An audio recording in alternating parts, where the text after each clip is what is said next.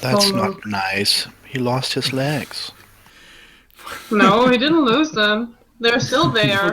For those of you very rightfully confused, I give myself a mark to count in where I am in terms of synchronizing video and audio. And although the video hasn't moved a lot in this case, and I probably won't need it, I do it anyway by doing a countdown. I go 3, 2, 1 mark, and then I know like that's where the recording starts. And yeah, so since we established that Mark got paralyzed in your first endeavor, then no, I guess he can't use his legs. You horrible person. Alright, so... I'm not horrible. I tried to save him. Let's play some masks. So... So the first thing we see as we hold our very first issue of this comic book in hand is that to us, the viewing audience, the front page of the first issue is presently like blank and muddled. We can't tell what it is yet because we've not actually played through it. But this very first issue, if we flip the page and we skip past the ads for a moment, we'll arrive at the first page of our adventure, in which we see the beautiful widespread halcyon city, stretching a very far distance over a great deal of land, several rivers cutting through it. We have this beautiful like helicopter perspective shot of Halcyon City taking up like basically like a wide panel. And then as we move forward, we have like a couple of panels illustrating different places in Halcyon City. We see like a water fountain where like a lot of people are gathered around it. Someone is throwing like a coin in as a wishing well of some sort. Someone nearby is like handing a piece of candy floss to a passing child. We cut like at this different panel. We see a park. Someone is throwing a frisbee to a dog. And then we cut to like a very beautiful, like, you know, like a main street. There's a lot of some traffic going on, but the buildings on all sides of the street are like tall, beautiful, whitewashed buildings, like beautifully cleaned. Like the facades shimmer in the sunlight.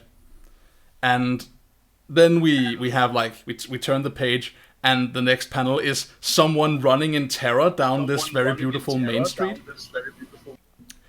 And we have like a couple of panels of like just people running from an unseen threat, and then like a parent, like a father with his daughter, like they're running from something that we've yet to see what is, and they trip, and the father's like shoving the girl and says like there's a speech bubble where he's shouting, right, like just run, I'll be right behind you. And she's like standing up, and she's turning around to like get her daddy. And when we see like the father, his face is frozen in shock, and he's not moving. He looks like he's shouting and urging her to run, but he's completely unmoving, but otherwise looks uninjured. He's just sitting there unmoving, and she's like looking to him and crying, Daddy, come on, and she's tugging on him, but he's not moving. And she looks up, and we can see like a shadow fall on her. And the next panel, we see a imposing figure from her perspective. So we're looking up at like a muscle-bound man in a blue and gold power suit, and like cape, like tubes running like from the shoulders down the form of his arms, and attaching themselves to like a huge high-tech looking gun. He's holding, and like the sun that is that like behind him, the sun catches in a visor on his helmet and like gives this very powerful shine, and he makes him look very menacing. And he's she's looking up at him like with terror in her eyes, and she's like, "What's wrong with my daddy? Give me back my daddy!" And he looks down on her, and she says, "Don't worry, child.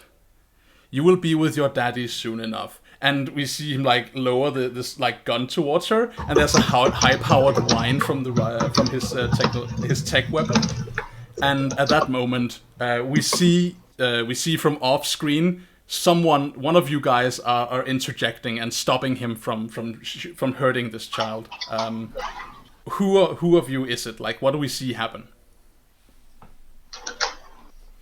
Shall we argue or roll a die? Someone make the Or call. Who wants to be the one whose power we see, like from off screen, suddenly burst forth?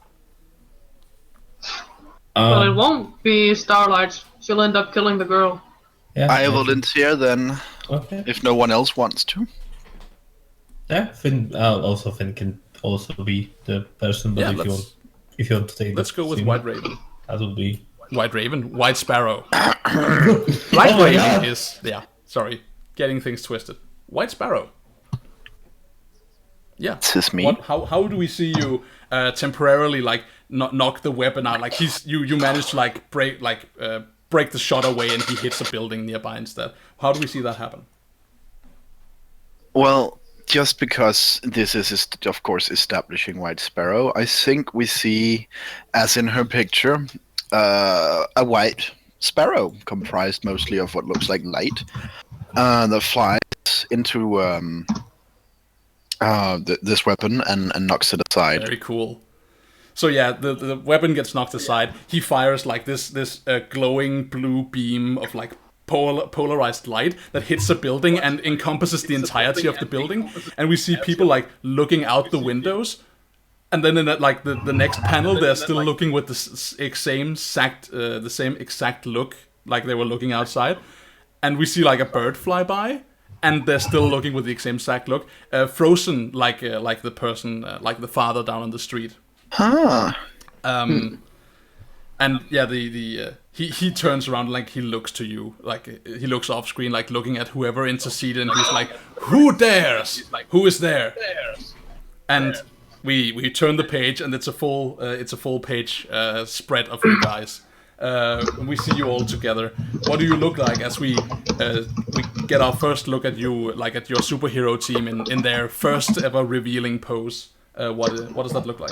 Oh, can we be standing at the corner of a tall building? You absolutely can be standing at the corner of a tall Yes.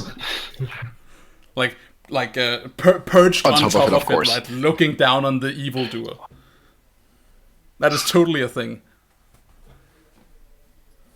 I'm totally standing like my little picture shows. Oh yeah, you absolutely are. You know, I think it would be a good idea for White Sparrow to also be standing like her picture shows, perhaps with less wind. Indeed. But So yeah, he's looking up, and we see this like full shot of you guys, and there's like a speech bubble from off screen that implies that it's him saying it. It's like, teenagers, really? Run along now, kids. I have work to do to make this place bearable. Or perhaps you would like to join. Eventually, you will all stop. I think you should stop. I think perhaps you think so, but there is no escaping eternity. And the eternity in the speech bubble is like very much like it's a painted word that implies that that's his name. Oh, okay. Oh, of course it's his name. And we see you all spring into action. So first things first is I'm going to put a little piece of text on the screen. I have a Drop question. your question. So who will be your Robin to say, Titans, Exactly. go! That's a very good question, because I was just about to ask that. So, you presently it. have one team. We don't have team names, so. I mean, I think perhaps, in my opinion, Finn might be shaping up to be de facto leader. But that's just my Yeah, opinion. definitely. He has the discipline and the training. Mm-hmm. Unlike the rest of us. Right. Yeah. Yeah, but we are at the stage that we are figuring out the name of the group. So he's like like he's like dropping different names like heroes. No, like No.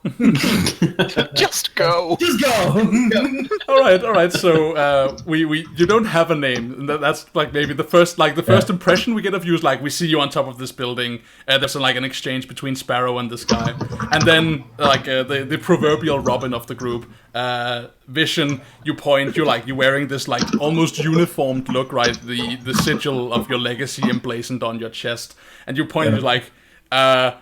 And there's like the moment of hesitation where there's like an ellipsis, and then it's just, I don't know. Team, go!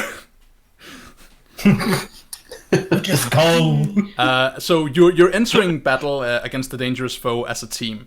So we've established that the implied leader of this group is Vigil. Vigil, do you have influence over all your teammates? I don't think I have influence over everybody. So it's actually a good thing to have influence over people. I don't remember if the Starlight did you give? Yeah, who did Starlight give influence to? That was Nightshade, right? Okay. Nightshade. So, no, you Nightshade. So, I think I'm the only one who have influence over everybody. Yeah, he would be then. Yep. No, except for Nightshade, he also has. Yeah, Then. For some reason, I put my own name in the influence over because reasons. What is your purpose in this fight, all of you? Because there is a villain in front of you who is being wicked and villainous, but there's also a lot of people who is apparently like getting hurt or in some way coming under his sway. What is your priorities in this fight, respectively? For Finn would be definitely. Oh, actually, for Finn it would be defeat the foe. Defeat the foe. What about the others? Yeah, Nightshade's with Vigil. Defeat the foe. So Nightshade is also in defeat the foe. What about White Sparrow and Starlight? What are your priorities? I think Sparrow's would probably be save the people, mostly because her savior is her highest. Wonderful. What about you, Starlight? What's your purpose here?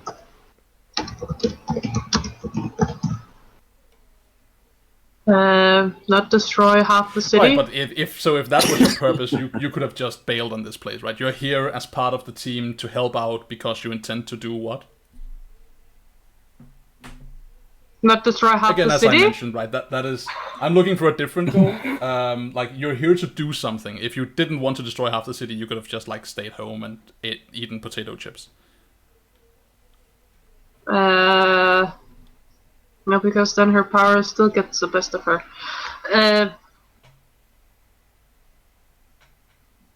How many is in danger? And so far an untold number, but this guy seems like... You can see, like, the street behind him is, like, full of cars that have stopped moving. And, like, some people are, like, trying to get... Like, you can see the frozen image of people, like, trying to get out of their cars and having stopped mid-motion. So basically, a lot of people are maybe in danger. Right now, they just seem to have stopped. And we can't see the bugger doing Yeah, it. so you just, like, saw him fire a blue laser from his gun that apparently, like, froze the people in a building. Now I'm going for Alright, that so dude. your purpose is to stop this guy. Okay. Does any one of you mistrust Vigil? No. Okay. No. Are you ill-prepared or off-balance? No, you're not. Okay, so take 2 team and add to the pool. I'll add that for you. So you have a team. You have a team. Thank you. 3. All right, and we see you spring into action on command of Vigil, and I think like Vigil as the one giving the call. Actually, I'm gonna ask all of you: who do you think would be the first into action of the 4 of you? Sorry, could you Yeah, repeat who do that? you think would be the first into action? Finn. Yeah, I would say Yeah, Finn, probably Finn would jump Alright, first. so we see you like heroically And spring then forth. Sparrow. So let's focus on Finn for a moment. Right? We see you all jump forth as a unit, but then the next comment, like the next couple of panels, have like Finn in center shot. And Vigil, when we see you like spring into action to defeat this villain, what do we see you doing? What do you do to stop eternity? Sounds very abstract. Yeah, definitely the first thing that would be on his mind would be to just as he was trained to fight, so you probably just project a like weapon like a hammer, like since he's like elevated above him, he would just jump off, project like the hammer, and just go full down on him on So we his see head, you like dive towards aiming him. for the head. Yep, just Yeah, so you leap off the building. We have like a panel of you basically descending upon him and then materializing from your glowing braces. We see a hammer appear as you dive towards him. Yeah. And he whirls his weapon around, points it at you, and is like, "Not so fast, child!" And fires a blue beam at you. It's sailing towards you, and you're of course like descending in the air. What do we see? Let's see what we see. Sparrow, what do we see you do in response? So Finn is being fired at. Well, that's just no good. I was going to look at the people, but they do seem like they're kind of okay for now, just kind of frozen. So what I think we see is that the beam, panel for panel, inches closer and closer, and just as it's about to hit, a white peacock flies in front of it and takes the beam instead. That's good. It sounds like you're rolling to defend, Vigil. Yes, right. yes, Would I you am. Give me a roll plus savior. I will, since you asked so nicely. Oh, that's superior. Let's see. Savior, situation, bonus penalty, nothing. Yeah, just I plus assume. savior. Oh, it asks for input Oh value. yeah, no, nothing there. Nice. 8. Yes, It is good, right? So that's a hit. So on a hit, you keep them safe and you choose one. So if you look at the defend move, you can pick from this list. Let's have However, a on a look. 7 to 9, which is what you're doing now, it costs you. You expose yourself to danger or escalate the situation in some way.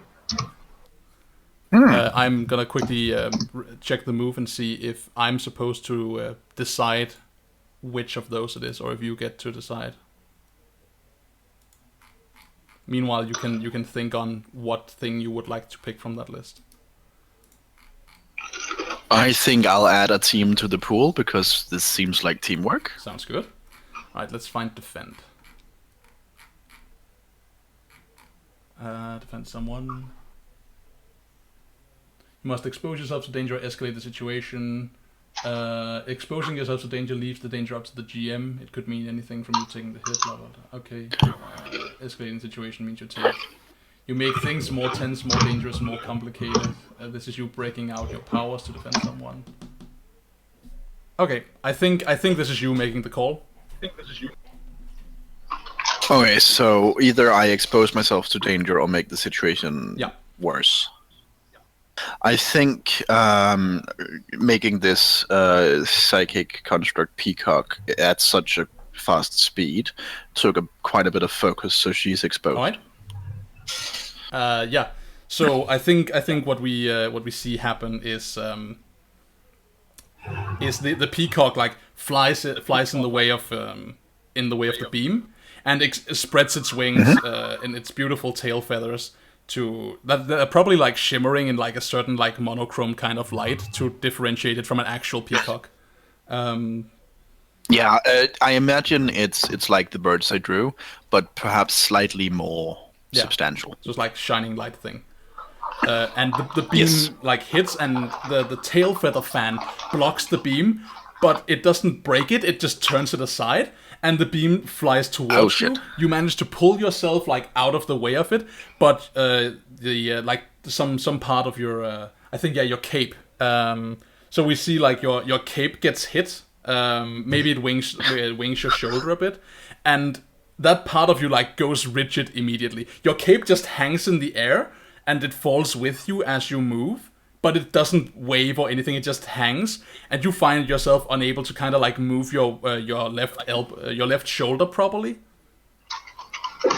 Oh, that's unpleasant. Do you want me to react? Yeah, so or- I think we see. I want to validate what Vigil did, right? Because you essentially like stopped Vigil from being hit, which means that Vigil, you can now directly engage a threat. So would you please roll plus danger? Okay, roll plus danger.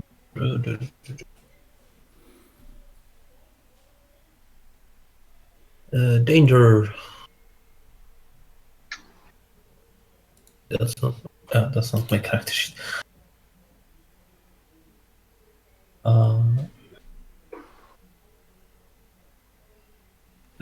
Danger roll. No bonus or penalty. Oh my! Oh, man. Yeah, potential. All right, Man. mark potential for rolling that 2. Ooh. And yeah, okay.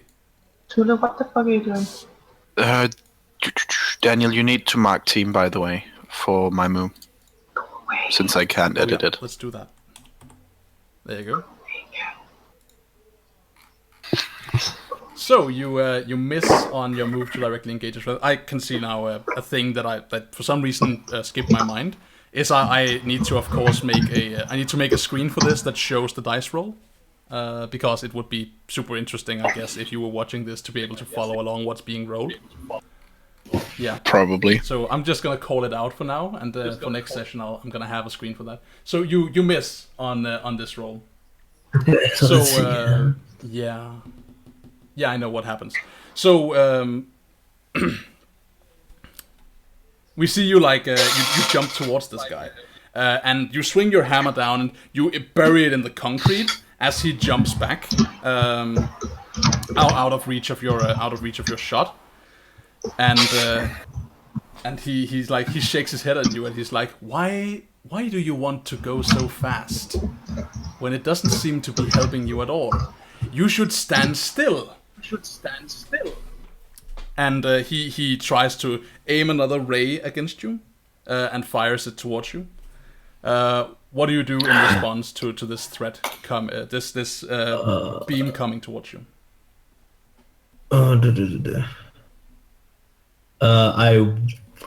I think I want to project. I want to project, like, just dissipate the hammer and then project like a shield. Very cool. Like a shield just planted in the ground. Yeah, hell yeah. Yeah. So this is I would say this is unleashing your power. Because you're not strictly speaking defending someone else, right? You're defending yourself. So roll to unleash your power, which is plus freak.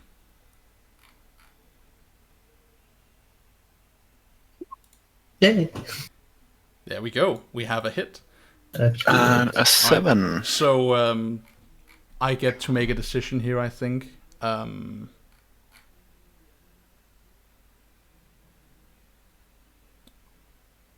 right, so you need to choose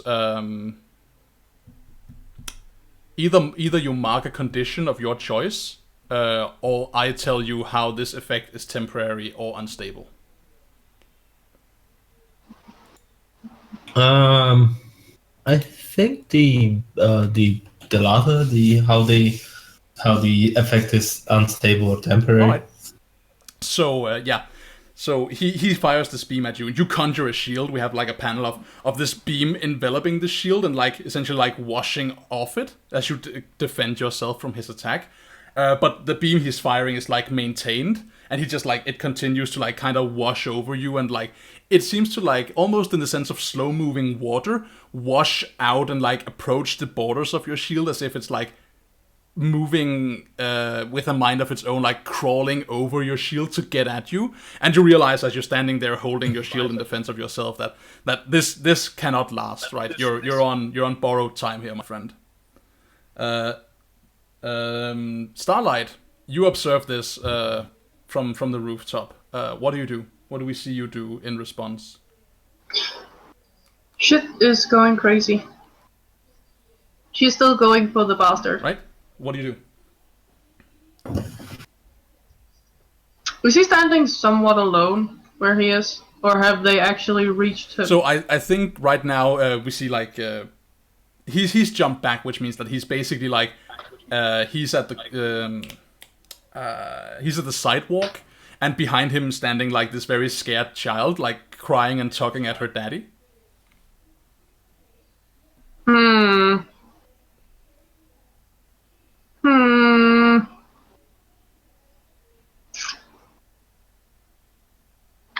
Why did we choose a rooftop? Because guys? it's dramatic.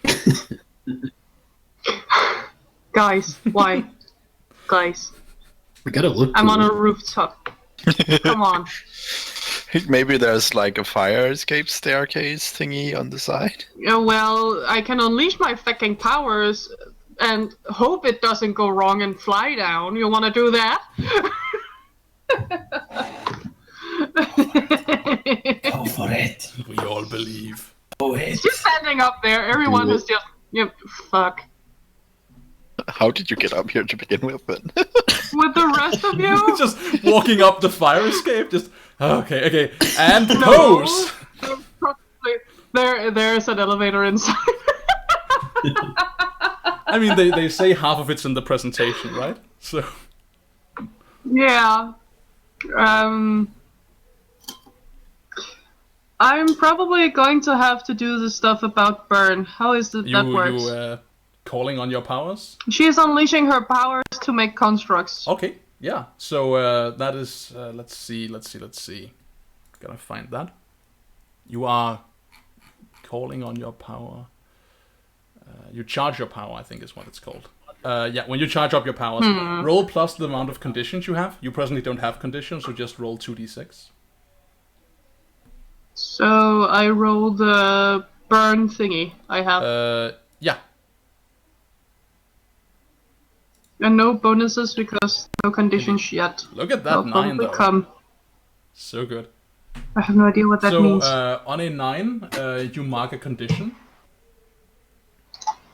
Uh, So let's see. okay. What is that? Yeah. So I think you call up the power inside of you to like do something about this guy and to help your teammates and the people around you. You get 3 hold that you can spend on your flares, but you also feel like as you're building the power that there's that moment of self-doubt where you're like, but I could seriously hurt these people, and all around you there are like people's running for their yeah, lives. she is severely Yeah. insecure. And there's also like the Like, oh, tiny fuck, oh, child fuck, oh, standing fuck. immediately behind him, and you're just very aware that you could do some serious damage here. So mark insecure, and now you have -2 to defend someone or reject others' influence. Yep. All right, and you have 3 hold to spend on flares. What do we see you do? She makes constructs. So let's see, where do we got that? We got that. Spend 1 burn to create any object with your powers up to the size of a person. Spend an additional burn to animate it independently of yourself. Very nice. The construct dissolves at the end of Alright. the scene. So do you just do you create something to stand in the way of the beam? How do we see you use this construct? And do you infuse it with do you animate it? Where's the beam So headed the now? beam is just like hitting the shield of Vigil and slowly like washing over it. He's standing firm, but it's a matter of time before his position will be untenable.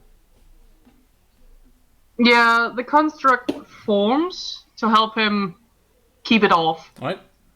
And she uses another burn, and then it starts walking towards the man. Okay. With the beam holding it, like pushing the beam back while it goes forward. Oh, that's cool. So Like, yeah, fuck you, I'm here, and I'm going to get you. interesting. Okay, I'm a big fan of that. How do you stop cosmic powers she can't even control? Yeah.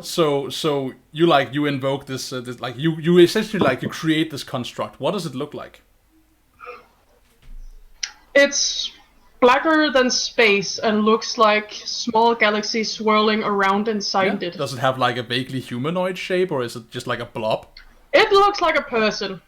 It's hard to say if it's male or female. It could be both. Doesn't have any eyes to speak of, doesn't have a mouth, but you can hear that there's words coming out of it. What it's saying is unknown.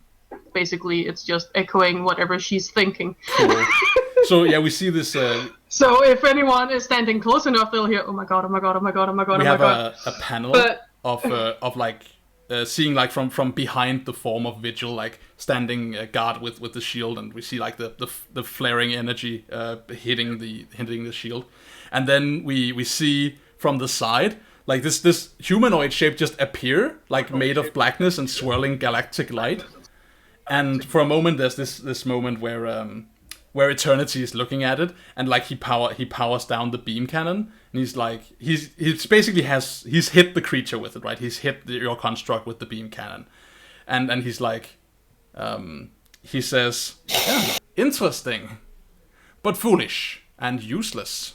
Whoever this creature is no longer. And then it turns and moves towards him, despite he's fired that beam at him, and he just loses his composure for a moment. Where he's like, what? No, this can't be. First, it just stood there like inanimate, and then suddenly it started moving. And he's like, and meanwhile, on the top of the building is a light show the size of a sun going on that looks like stars gleaming. I think, yeah, so he looks at that, and he's like, he has this moment where he's like, no, not this. This cannot be. I hit you.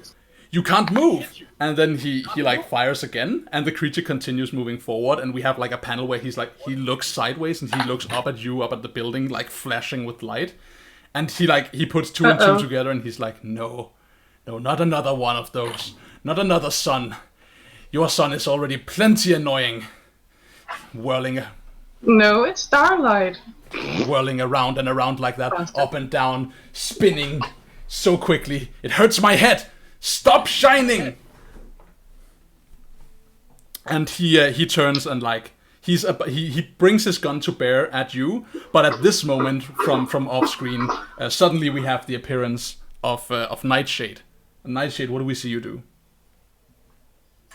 Yeah, as this has been going on, Nightshade has like jumped off the building, like circling around to the side of Eternity, and so he comes running in as he sees him train his cannon on Starlight. He runs in and like does a flying kick to deflect the beam down at the ground. Oh, that's good. So you're standing in defense of Starlight? Okay. Yep. Roll plus Savior.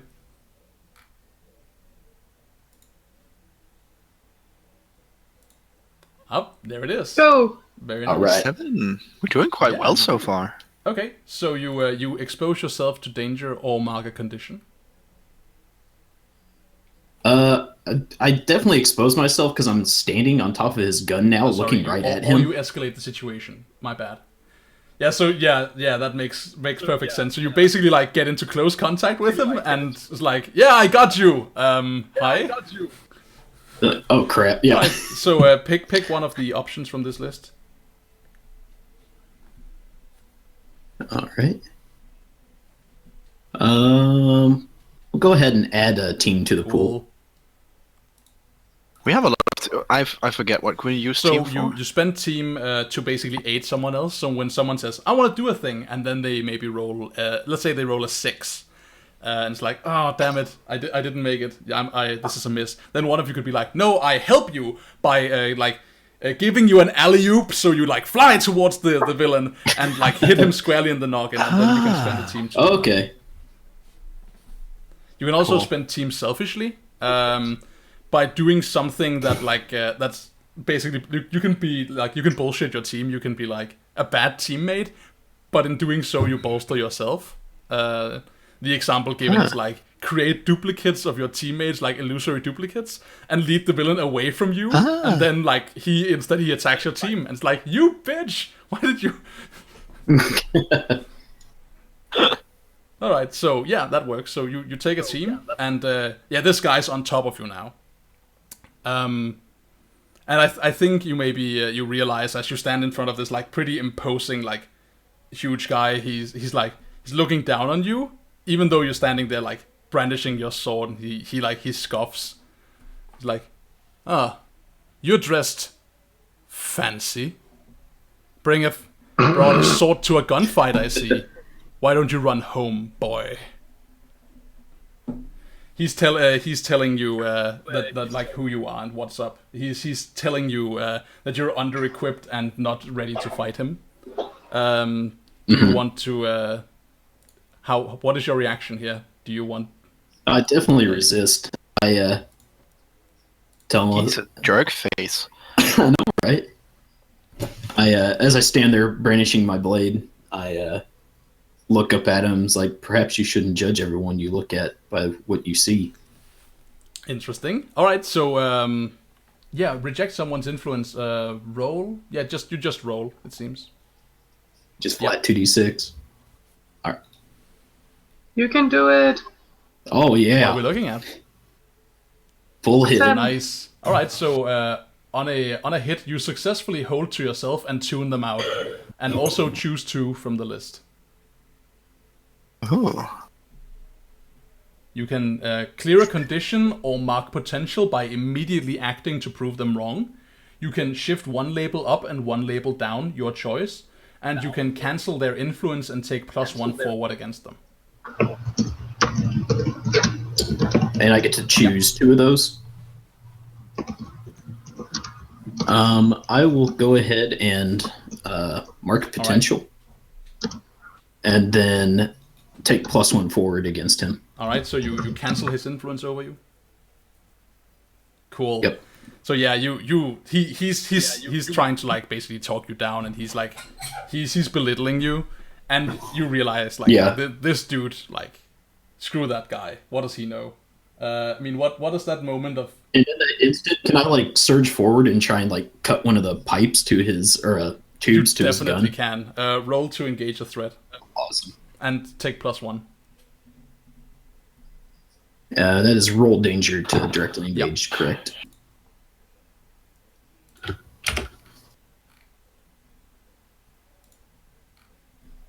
All right, got an 8. Very good. Cool. All right, so we have an 8 here. So you trade blows. Pick 1. Resist or avoid his blows. Take something from them. Create an opportunity for your allies, or impress, surprise, or frighten the opposition. So if you want to, I definitely think take something from them. So like disabling his gun, would that count as cutting one of the tubes to it? Yeah, hell yeah. So I'll take the punch in retaliation. So so we see you like you swing your sword and it cuts through one of the like the pipes, the hoses leading to the gun. It starts like spewing some kind of blue shimmering gas. And we see like a power gauge on the side of the gun, like an off panel. We see it like immediately start going down. And he's looking from the gun to you, and he like his face darkens. He's like, "No, you little twerp!" And we see him like bring up a right hook, and on his wrist, like by his gauntlet, we see like some vents open on this power suit, and it just like rocket powers his punch, and he clocks you directly in the jaw. You take a powerful blow. Roll plus conditions. So in your case, just roll plus nothing. All right. And you want to roll low.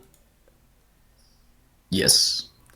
Okay. I rolled an 11. Ouch. Okay, so on a choose one, you must remove yourself from the situation, flee, pass out, etc. Lose control of yourself and your powers in a terrible way, or choose 2 options from the lower list of options. So, and those options include you lash out verbally, provoking a teammate to foolhardy action, or take advantage of your influence to inflict a condition. You give ground, your opposition gets an opportunity, or you struggle past the pain and mark 2 conditions. I'm gonna make this interesting. So he hits me, and I like. Could you repeat that? You cut out. Sorry. I get clocked, and I go flying into one of these immobilized cars, and I'm a little disoriented. And as Nightshade's trying to stand up, he looks down and realizes that he's pooling poison around him, and he can't control it. Lose your control of yourself or your powers in a terrible way. Yeah. Oh, that's so good. Yes. All right. Yeah. Definitely. So you hit one of the immobilized cars, and the car, like, it's frozen in time, but you're not. So you like just spin over it and like land on the sidewalk on the opposing side of the street, and we see like behind you is like a bakery of people hidden, like trying to be out of the way of this, and one of them is like coming out. We see like a plump-looking bakery fellow like rush out into danger and like hoist you up by your arm and it's like, no, are you okay? Yeah, I'm like yelling at him, don't touch me! Yeah, exactly. So you're like, you feel yourself losing control of your powers, and he's like hoisting you up. It's like, are you okay, son? Are you okay? And then he's like starts slurring his words, and like you see his eyes roll back in his head, and he falls backwards, frothing at the mouth. And the people inside the bakery like scream and gasp in terror as you suddenly like start oozing venom. Meanwhile, as this has happened, Vigil, you saw this exchange happen, right? You got defended. You had a moment to catch your breath, and then Eternity clocks Nightshade and sends him flying across the street. And now on one side you see him like he's tinkering with his gun. He can't seem to like fix on the fly, and he's like muttering angrily. And on the other side of the street, you hear like muffled shouting and gasps as something seems to be wrong with Nightshade. What do you do? So Vigil stands between a choice, or does he follow his orders, his orders teachings to decimate the foe when he can, or he goes save the save the teammate and people and stuff. Yeah. Right, so you Decisions. Oh, may I interject? I don't know if it costs a team, but perhaps Sparrow can then, sense his hesitation and go, I got him. Oh, okay. So it sounds like you want to make him do take a certain course of action. All right. Yes. So roll to provoke. Go do it. Is that superior Roll plus or? superior. Yeah. I'm bad at that. You can do it. Go. That's a miss. All right. Oops. Yeah, that's a miss. So. And that was to influence Finn, not Mr. Eternity. So, Vigil, you hear White Sparrow like call out to you, and like it's very distracting. She's shouting something at you while you're trying to make up your mind. And what do you do in reaction? How do you respond to this this intrusion as you're trying to focus? I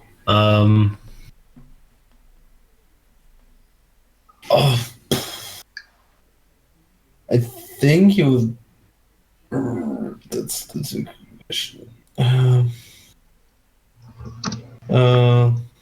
So Sparrow tell him to go to.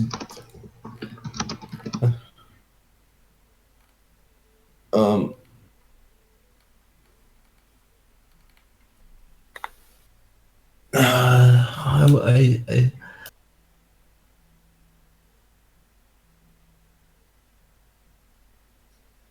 So Daniel, not to interrupt, but do I mark potential for that taking a blow? To take a powerful blow, if you mark potential, let's have a look.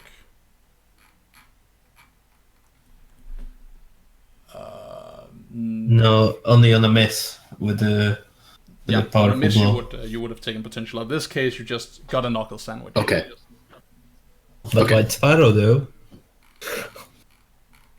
It had flair, obviously. I also mark potential every time I roll a miss on a move. Indeed. So I suppose he hesitates a little bit longer, like looks left, right. It just he decides to go for the basically use aided with his legendary speed, basically run towards the Nightshade and just not even stopping, just grab him and just drag him as far away as he can. Very good. Yeah, because poison is a thing to grab. Very yes. good. To to the play. Yeah. Well, he's making rash decisions. Sure, absolutely. So roll to unleash. It's kind of like a running tackle, but with keep running. I get it. Roll You're bull rushing to the unleash your man. power. It's freak.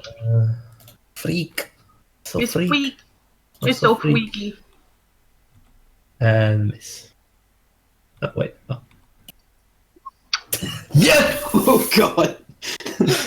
I feel the potential flowing through me. All right. So here's the thing. Okay. Strictly speaking, if we can somehow justify it, you could bump this to a 7 if you spent 3 team. If all 3 of you like chipped in, somehow you could help this up to a 7. But it's also fine Oh to yeah, leave it I'm standing if you chipping wanted in. to. So he's trying to disengage from the bastard. Well, he already did disengage from the bastard. My construct did that. I'm trying to basically run past him. So you're trying to run past him? Well, yeah, because technically Nightshade was knocked on the other side. I'm just running past him toward Nightshade. Yeah, he's trying to help me. Yep. You're trying to help. You're helping. Okay. Yep. Basically trying to grab Nightshade and take him away from the people. I would spend a team to help. Well...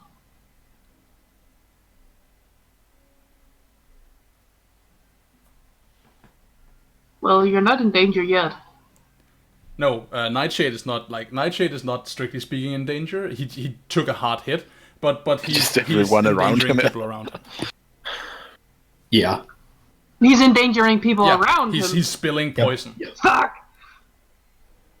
And Oh! Vigil is trying to like dash towards him and like yank him out of the way of any innocent stand. People. And like bring him into like an alley or just in the middle of the road when there's no people. To like get him out of the way of innocent bystanders. Yep. And I'm just saying, like, if you can come up with a reason and way, you can help, and that could help turn this around to a success.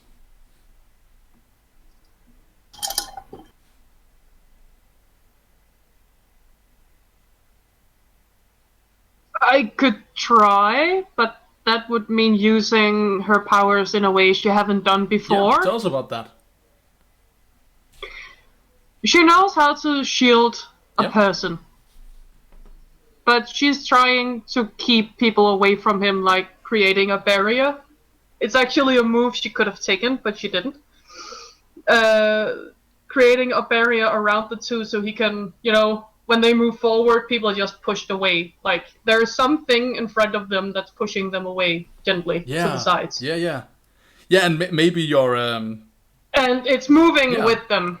So it's like a carpet of... If you have one of those plastic screens on your shower, it's just speckled with a lot of stars, so it's like keeping it's people like away. a luminescent field like of concussive energy pushing people out of the way. Cool. Yeah. She's not directly, shielding the people inside or the people outside. She's just creating a barrier that moves with them. Like, I don't know what that's that fine. is. So you can do that if you spend a team.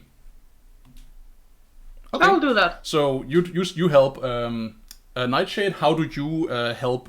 How do you help Vigil get you out of dodge? As Vigil's approaching, I'm trying to wrap my cloak around myself to try and like absorb more of the poison to keep it from touching him or Right. So anybody else. he doesn't suddenly get sedated or something. Yeah. Right. Okay. Yeah. So yeah, definitely spend a team for that. Sparrow, do you help? I think it probably would be best if I did. So Starlight pushed people away and Nightshade cloaks himself. What could I do then? Occupy the bad guy while I'm running past him. Oh, that's actually a good idea. You know what? I think to occupy the bad guy, Sparrow jumps down and lands in front of him with a "Hey!" Yeah, so you're like calling attention to him, like, look over here, you big dumb idiot. Hey, mister! Alright, so we spent 3 of your team. You up that 4 to a 7. So it doesn't count towards the potential. No, you don't get potential for this. Okay. Instead, you Okay. you have a situation on the hands where you have successfully unleashed your powers. However, you either mark a condition, or I tell you how this is temporary or unstable. I'll take a condition. All I right. suppose. What does that like? You mark a condition. You pick your condition. How does this make you feel? What about this upsets you, and why? Delighted. He can see the cloak of stars helping him. Aw. I think he would feel. I suppose he would feel guilty that he was like that he just whiffed the beginning of the combat. Just Right. that he allowed himself to be So overwhelmed. you jumped in the beginning, and suddenly you needed to be helped, and like then Nightshade got himself in trouble. Yeah. Yeah, okay, I get that. Okay. Just He jumped into it and got in trouble. Yep, I take the guilt.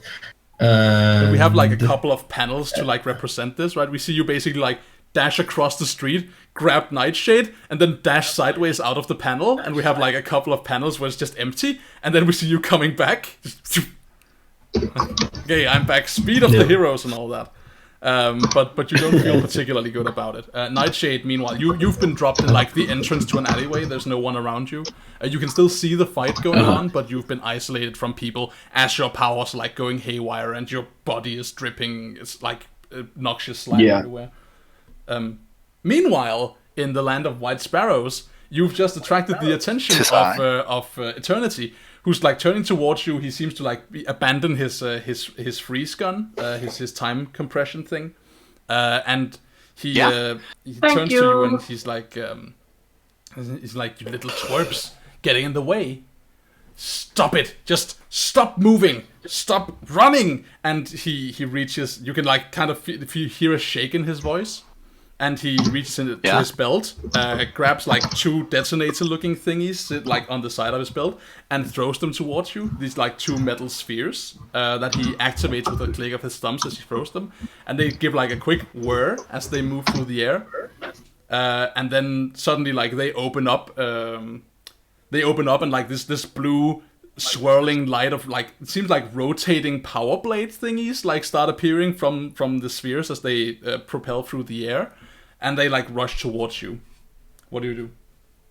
Uh-oh. So what I do is, because this man is kind of a douche, as he throws them, I use my my enhanced speed to move between them. So as the power blades come out, I've already moved past them.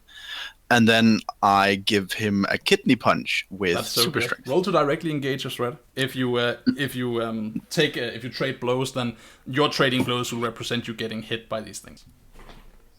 Of course, I am after all doing something quite risky. Let's see. Roll danger, roll right? Danger. Ew. Oh, Right, no. so that's a miss unless someone chips in somehow. Yes, we still have enough. Chips in. The Starlight is ready. Yeah. Nice. So- Isn't your She, construct still moving towards him? The construct is already down with him, and as it's kind of moving on its own, it's attacking him. So you direct it to attack him. Yeah, sure. Yeah.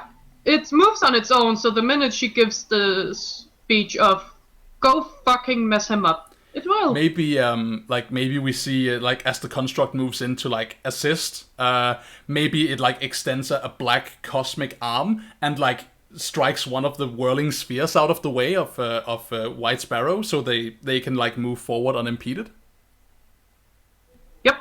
Cool. Nice. So up that Basically, it doesn't. yeah Yeah. up that engagement to a 7. So you trade blows. You Yes. pick one. You can resist or avoid their blows. You can take something from them, create an opportunity for your allies, or impress, surprise, or frighten the opposition. Definitely impress, surprise, or frighten the opposition. He's already shaken. And I bet he Let's didn't stir expect him. it. And I bet he didn't expect this skinny-looking girl Absolutely to hit not. us hard. He's surprised Or as by fast. this. There is no doubt. Let's see. What? I suppose that means I get Yeah, hit. you do, but you also hit him. So there's something going on here.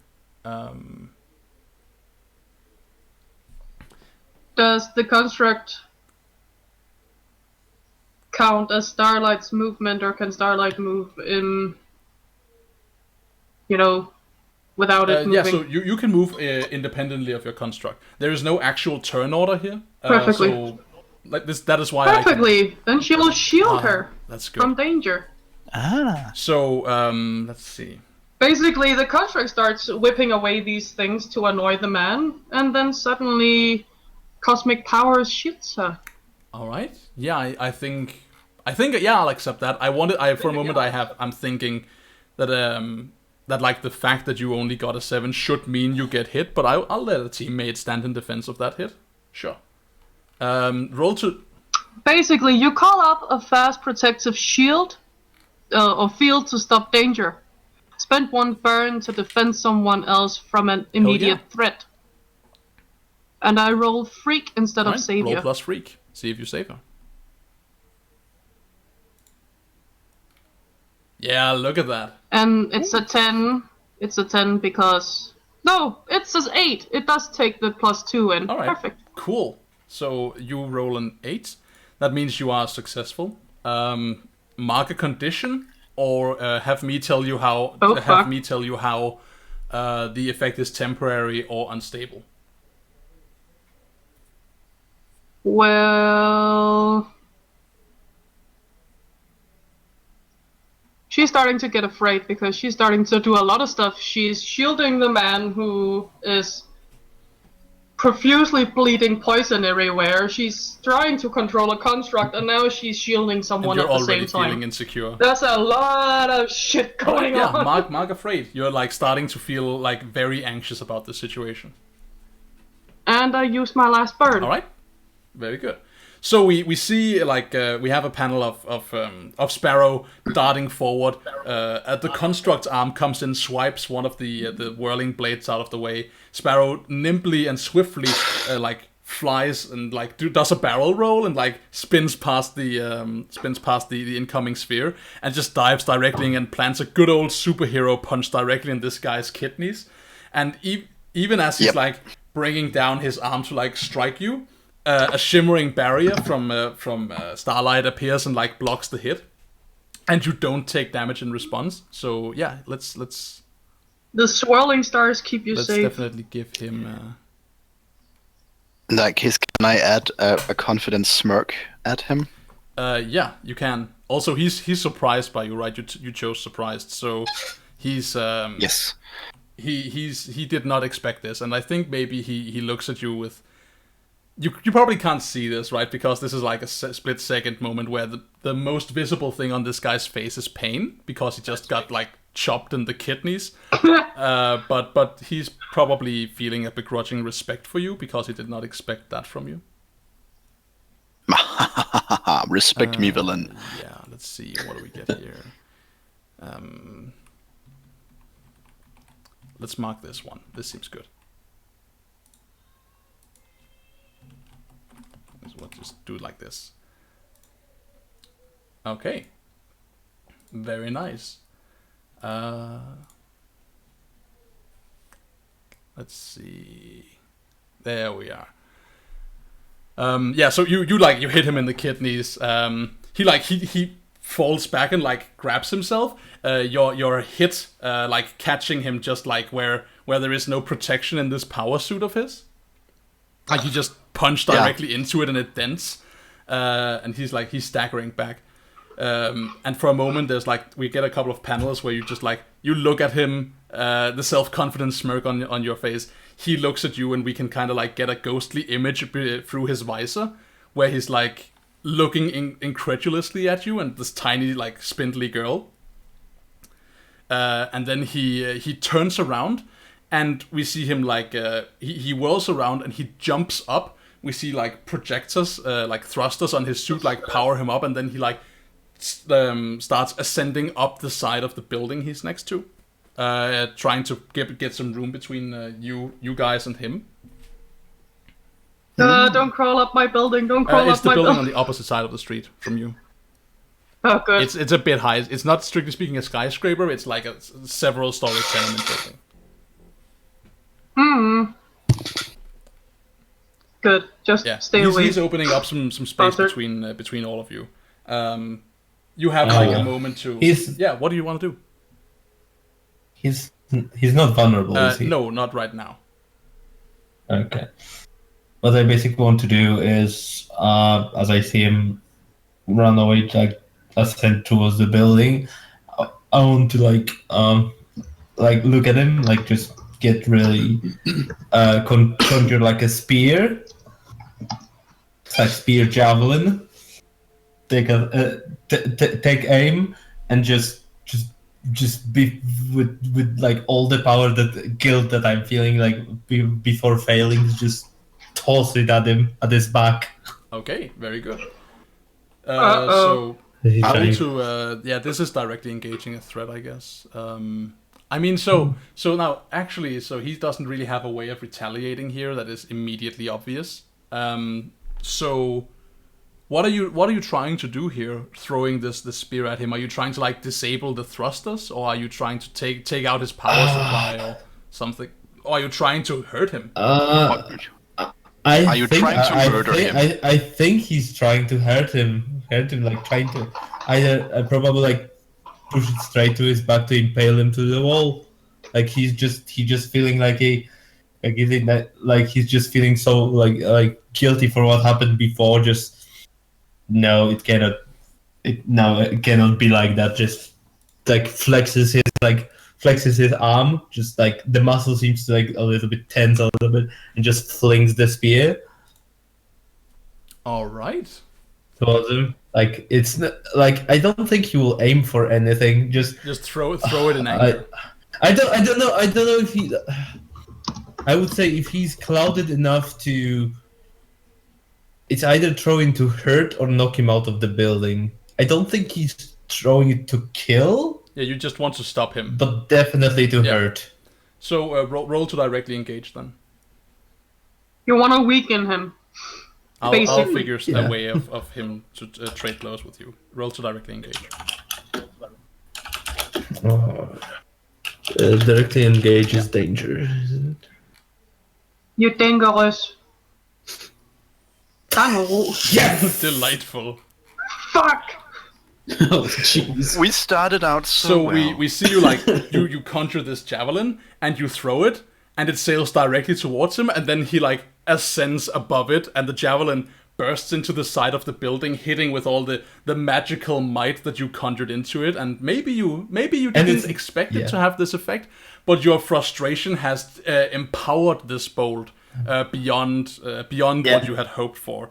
And as it strikes the side of the building, we see the side of the building begin to crumble, and the facade like breaks away, and we see like a part of the floor on the inside of the facade like start to basically like break down and like slowly slope as it falls away, and some people inside are like losing their balance and are slowly like sliding down the sloping floor, the sloping floor, dropping inevitably towards a steep drop out of the building.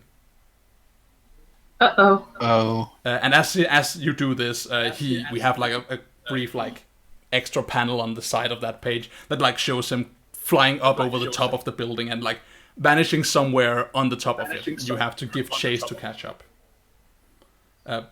So he is running away. In any way, he is moving out of harm's reach for you guys. Whether he's running away or just licking his wounds up there, you can't tell. We should probably get to him, so she'll try flying, because why not? Yeah. You want to get at him. Roll to unleash your powers. Yay! At least I'm not directly engaging anything. Yay! Hey, you actually did fly! So, she sees shit, and he's going away. We need to catch him, because he needs to unfreeze people. So she flies after him. This is a... Basically, the ball of starlight shit is flying after it. Yeah, you invoke your powers to give you temporary flight, and you like try to burst forward, and it works, right? You ascend. But my question is, do you take a condition for this, or should I tell you how this is temporary or unstable?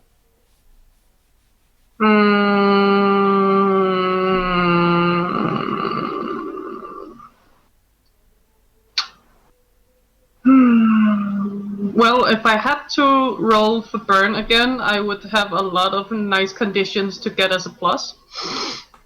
But it's unstable. She has too much shit going on. So you fly up, and I think we see you like basically like the lower form of your body like starts burning with the solar light as you like fly upwards, and Starlight, not solar. That's a sun is a star. Basically the same.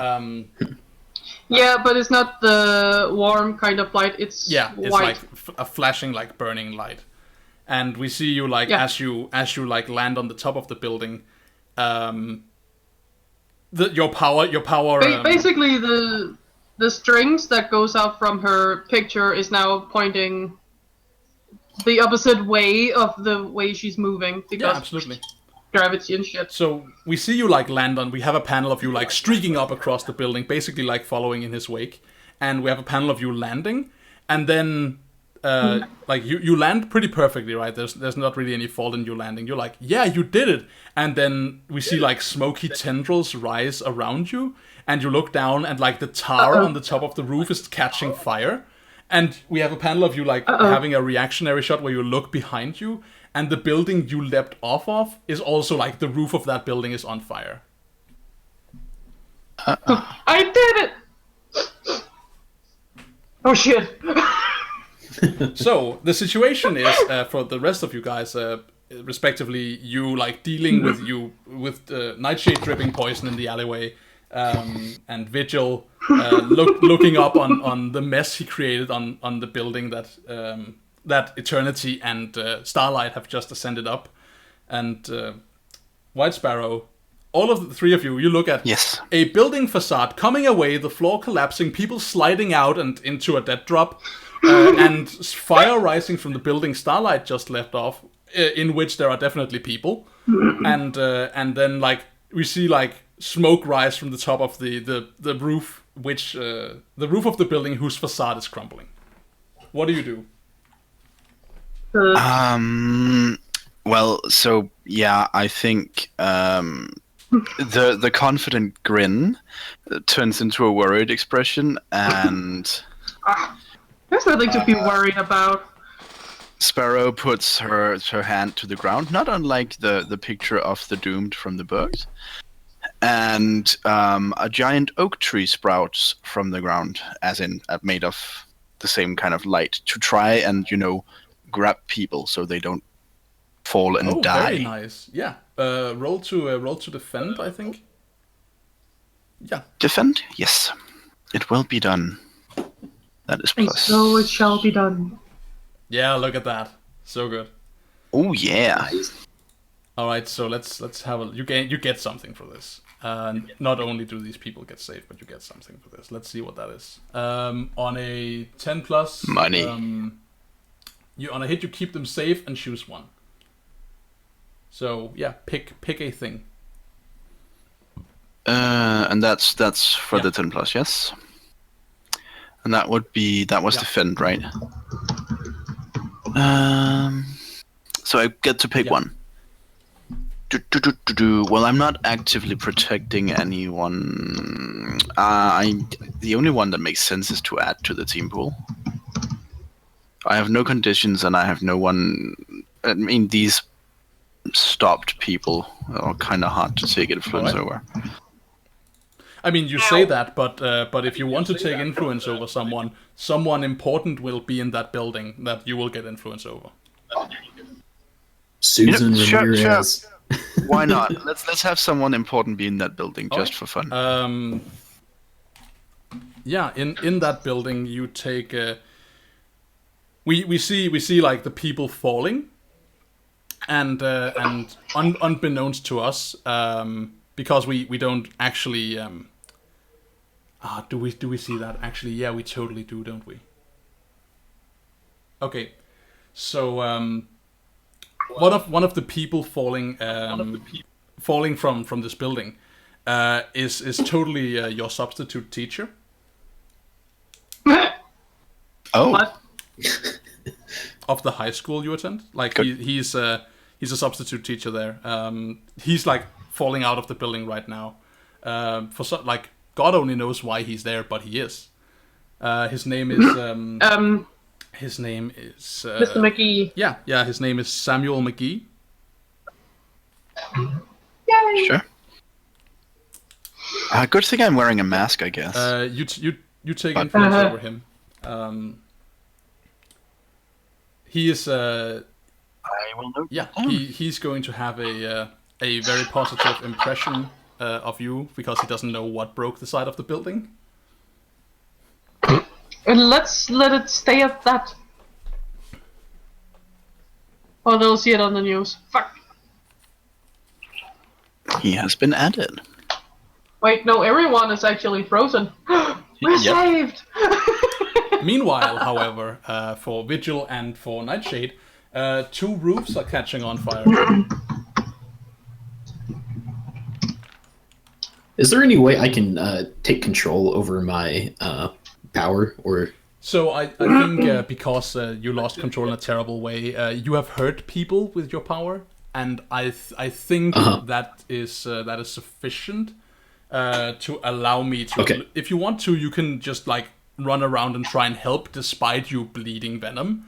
But you can also try to like reassert control of yourself by I guess it would be unleashing your power. Okay. But like, which would count as getting them under control in this case. Right.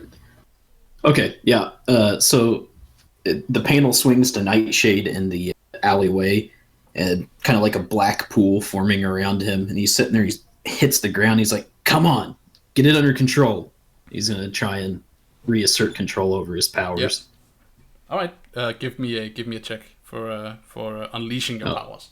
Which, I mean, technically, this is explicitly this would be leashing your powers, but Yeah. Yeah. Lol. Oh boy, I got -1 in freak. Here we go. You can do it! yeah, look at that, Oh yeah. so good. I thought I was only things that I have minuses in. So I think actually the way we see this is we see like that down the alley from you, there are some skater kids who with a video camera who are dashing towards you, like running at the like. Basically, we see speech bubbles are like, I hear the troubles down here. Yeah, we can get some rad footage, and they're like coming towards the danger, and there's just like this big congealed pool of like miasmic toxicity around you, and as they're like just dashing towards you, not really paying any attention to you, you like manage to get control of yourself, and you like we see you now pull the liquid just off the ground, like sucking it up into the air and just inside your cloak, and it just like all of it just drags into your person and vanishes. And That's the awesome. kids like noticing you as you do that, because before that you were just a shape standing there. They definitely notice like liquid rising from the ground. As they do so, they like grind to a hold and they're like, whoa, dude, what's up? What's that? And you have like a moment where you can where you have these teens' attention.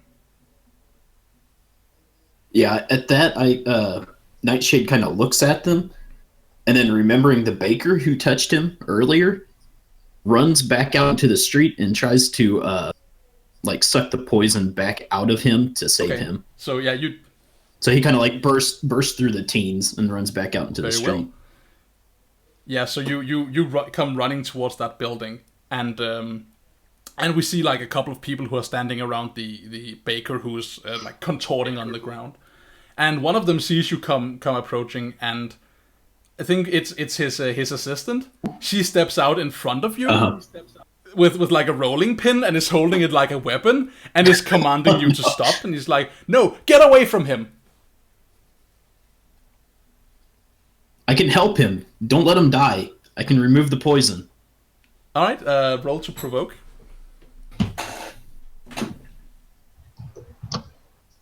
which Let's have a is look at provoking.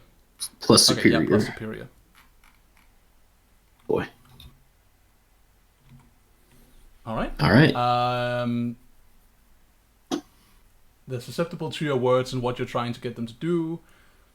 On a 7 to 9, they can choose one. They stumble. You take +1 forward. They err. You gain a critical opportunity. They overreact and you get influence on them. Yeah, I think they err. So she's like, no, get away from her. You're just like the menaces they say you are. And she swings the rolling pin at you and like hilariously misses. Right, there's no way she's gonna hit you. Yeah. And in doing so, she overswings and loses balance, and you can dart past her and like get at the baker to quickly like extract the poison from him. Right. Yeah, and we see you do that as you. So this is actually again unleashing your power. Oh no. Okay. You can do Here we go. it! You did it once, do it again! Yeah, look at that. Hey. Do you choose to take a condition, or is this temporary or unstable?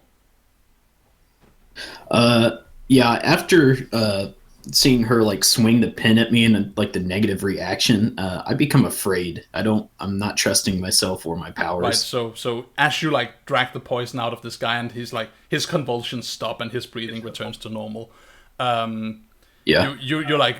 I immediately like turn to the crowd those that say I'm sorry and like run off. Yeah, I think like a lot, like some of them are like Aww. scowling at you. A woman is like protecting her child, but the child is like looking at you with wide eyes and like doesn't seem to realize what's going on other than the fact that you just saved the baker.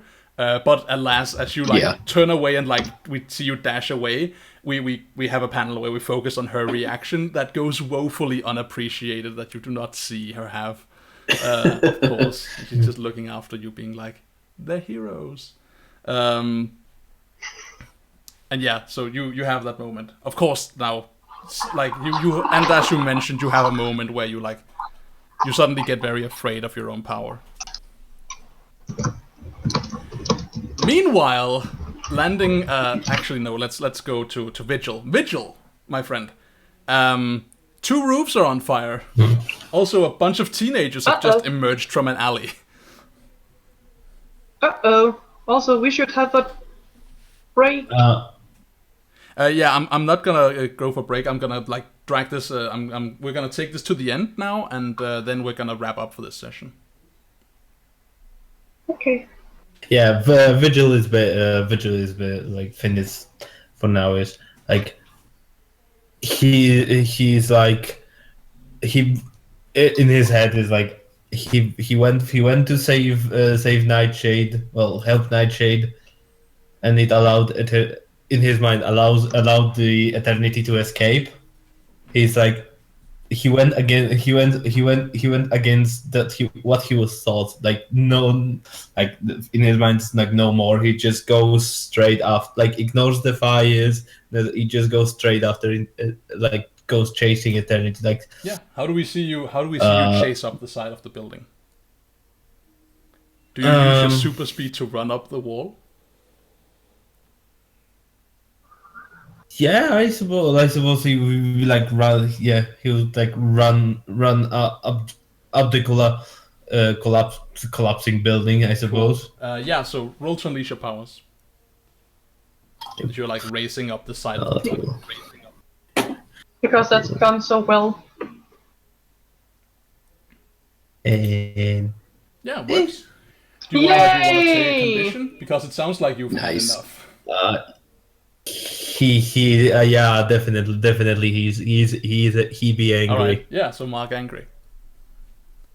The guilt transformed into anger. And now we see you like explode over the top of the building, landing next to Starlight. And we see like from behind the two of you, like a perspective looking down between your shoulders. We see Eternity turn around as he's had a moment of just like putting some distance between you and him. And now he turns from the other side of the roof towards you and pulls out a small like holdout blaster version of his bigger time warpor rifle. And he aims it towards you. I think he aims it at you, Starlight, and he opens fire. What do you do? Fuck. What does any of you do?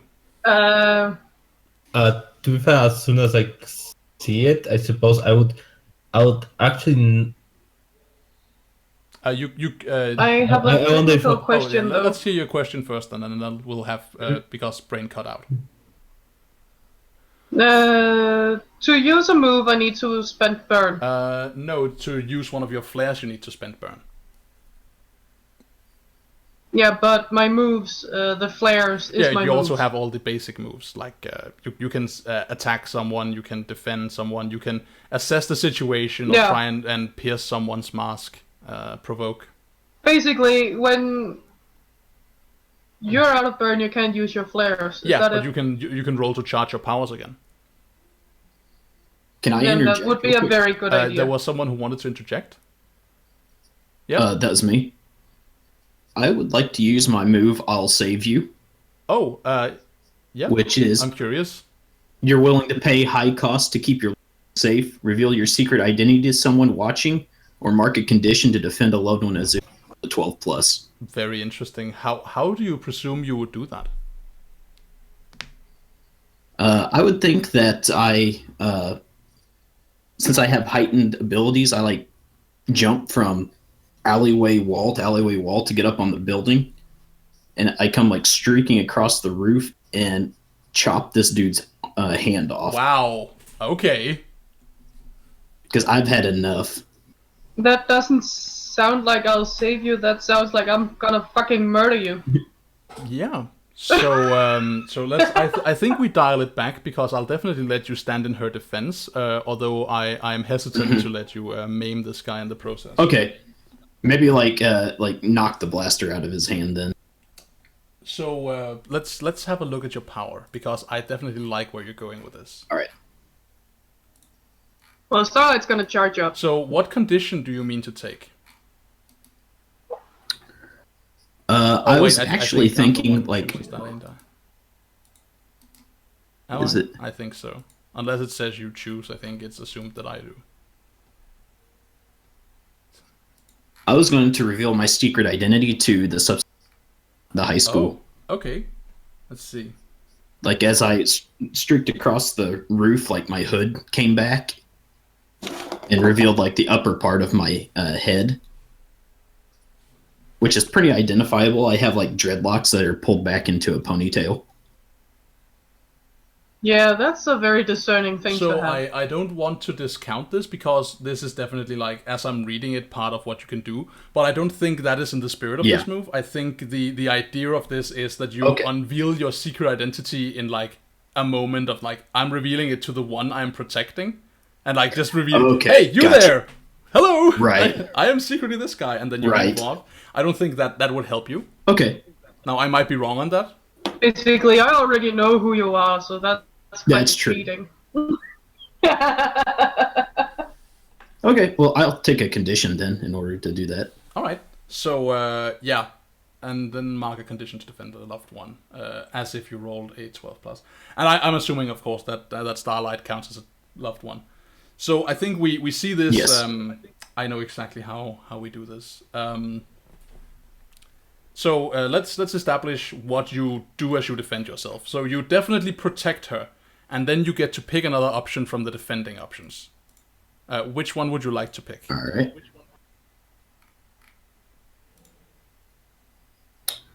I would like to clear my afraid condition. All right, you clear your afraid condition, and in place of that, you take the condition angry, because, as you said, you have had quite enough. So we see this reflected in panels, essentially, by like we see the two of you arriving up top on the roof. We see Eternity turn around, hoisting the blaster, and as he does so, there's like this whir as it charges up, and then there's a cut down to like down on the ground level, where you're looking up on up on the side of this building, running away from the bakery behind you. And we see like very like we have a close up of you, and you just have determination radiating in your eyes, and you jump up the side of like the alleyway next to the building, jumping on fire escapes, leaping up the side, grabbing the side of like grabbing the side of the building where like the windows give you handholds, and just yank yourself up the side of this building. And suddenly, and like from the side, as the beam emerges from the beam pistol and shoots towards Starlight, suddenly you come leaping over the top of the building, and you stop the beam somehow. Like we see you like cut the beam with your sword, or like do you interpose your hand and like burn the beam with your poison? How do we see you defend, or do you like body tackle her and get her out of the way? What's up? Please don't body tackle me. Yeah, I think I definitely like jump up there and turn the blade to the flat side and like deflect it. So good.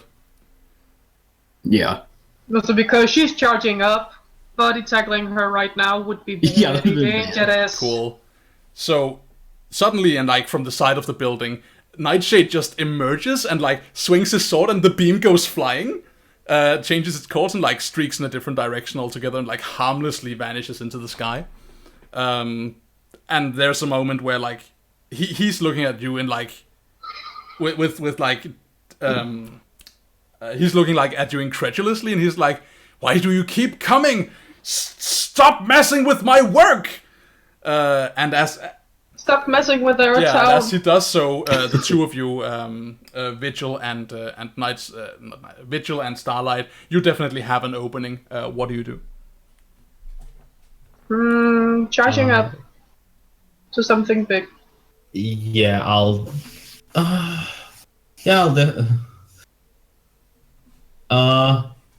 suppose I will. I'll try to. I'm considering either provoke or just going for the attack.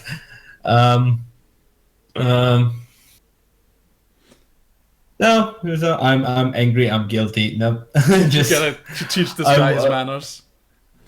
Yeah, I'm doing all the wrong things. Damn it! You're going down. Yeah, I'll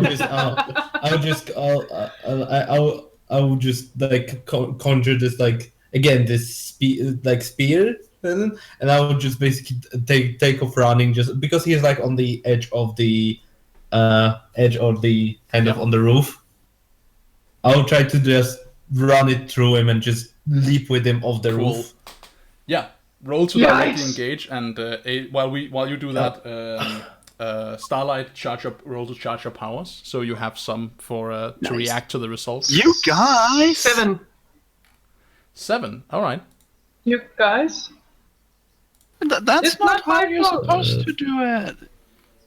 Well, You're not supposed to kill them. Do anything. I don't intend to kill him. I'm not driving it to his heart or anything. You're just trying to impale him. Just seriously. Am I the only one seeing something going again here? We had someone being impaled, and then someone's child got impaled. He winds up in a wheelchair, and yeah. I wonder what happened to him. Was that even a crystal? Right, so let's see. You rolled a. I'm not trying to murderize. So AJ, something. Starlight, you mark a condition, and you get 2 burn. Actually, no, Okay. not 2 burn, 3 burn. Okay. So you have some power in the grasp of your palm as you. What condition do you even mark for this? What condition do you have marked? I have 3. She is currently afraid, insecure, and now she is going guilty too because she just set fire to a building and she's fucking makes sense. doing Let's this again. give you guilty. But yeah, you feel the power coursing through you on all the same, and then suddenly from the side we see a Vigil like blast forward in a burst of heroic speed, a spear materializing from his bracers, and then he moves to attack. And what did you roll to attack? 7. You rolled 7. What happens if she gets all the conditions? If you get all the conditions, you're taken out of the fight. No.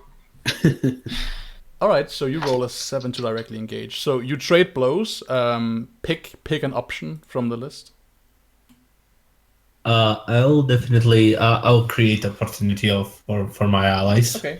So you strike him, and he takes a blow. I'm gonna do something with that. Yeah, but by the way, what I want to do is just like rush him, like try to drive him with the spear, not anything plays vital, but just leap with him off the roof, so he's basically exposed, and shouting something cheesy like, "Yeah, I will make you fade away." Yikes. Right, so we'll Meanwhile, I'm just sitting here with my little tree. mark. You're catching people. It's a good thing. I'm getting the feeling that I might be the damage control character. No, that's you and our Nightshade. To be fair, I should be rolling defend, but just not. It's not on the cards. Right, yeah, so I know what's up. So this happens almost as you intended it. You do create an opening for your friend, which means you mark a condition for this guy, which means that he should immediately take. Yeah, okay, I know. Okay, so we have a panel of you like darting forward. You bring your spear to bear and you like stab him, and you stab him through like the main like the main section of his body, right? It goes through like his abdomen. Ow, Yeah, and then we get like our first sight of blood in this comic, I think. On this like shining on the tip of this spear you have conjured, and we have like he growls in pain, and then instead of like falling off the side of the building, he's like, we see his feet like scrape towards like on the roof of the building as you push him ever closer to the edge, and as he reaches the edge, he like pushes back with enough force to like stop you dead, and instead you're just like teetering on the balance, like on the edge of the building, and he like you are up close to him, so you can like see through his visor, you can see like the hazy image of his face, and his eyes are like filled with pain and anger and madness, and he's spitting blood as he snarls at you. For that, kid, I will show you. Oh yes, I will show you. And he lifts his hand and he raises the main blaster whose line was cut by Nightshade, and he swings his hand down on top of it, and you notice in just like the last second where before things go awry, that on top of the gun is like this little crystal ball, that's this little glass ball that's set in the top of it, and looking at it, it has a crystal that looks eerily familiar inside it. And his fists breaks through the glass and shatters the crystal. There's a moment where you and him are like suffused in this blue saturating light that just colors everything inside it like a pale blue, no matter what its actual color was. It's just like the sphere erupts around you, and then it immediately subtracts. And we see him like he falls to one knee. His armor is glowing, having dissipated the effect of the blast. You, however, are like standing frozen in time. That bastard! Yeah, and there's a moment, where as he like falls down and like he has a spear sticking through him. I guess the spear dissipates as you get locked in time. The spear like vanishes. Was that a powerful blow? No, it's not. You don't take a powerful blow. He escalates the situation dangerously. He freezes you. Okay. Yeah. Doctor For that, Stabs. he is getting the big one. Yeah. What do you do? So there's a moment where he's catching his breath. He's down on one knee. She doesn't know exactly what happened, only that the man has stopped in time. To her, that's the same as, oh fuck, he's been hurt brutally. So without thinking about it, she spends 2 burn to overcharge. You channel the full capacity of your incredible powers to overcome an obstacle, reshape your environment, or extend your senses. Yeah, what do you do? What do we see you do? And I take a +10. And then she makes a reality storm. Let's see. No, that's not it. What the fuck is that? Ah! No, that's not it. I read wrong. She is basically doing that, and then she wants to change reality. Okay. As in, she will fucking unfreeze the man if she has to herself. All right. So what's the game plan here? she is unleashing her powers in a way she's not used to, because she knows she can reshape reality. She's done it before.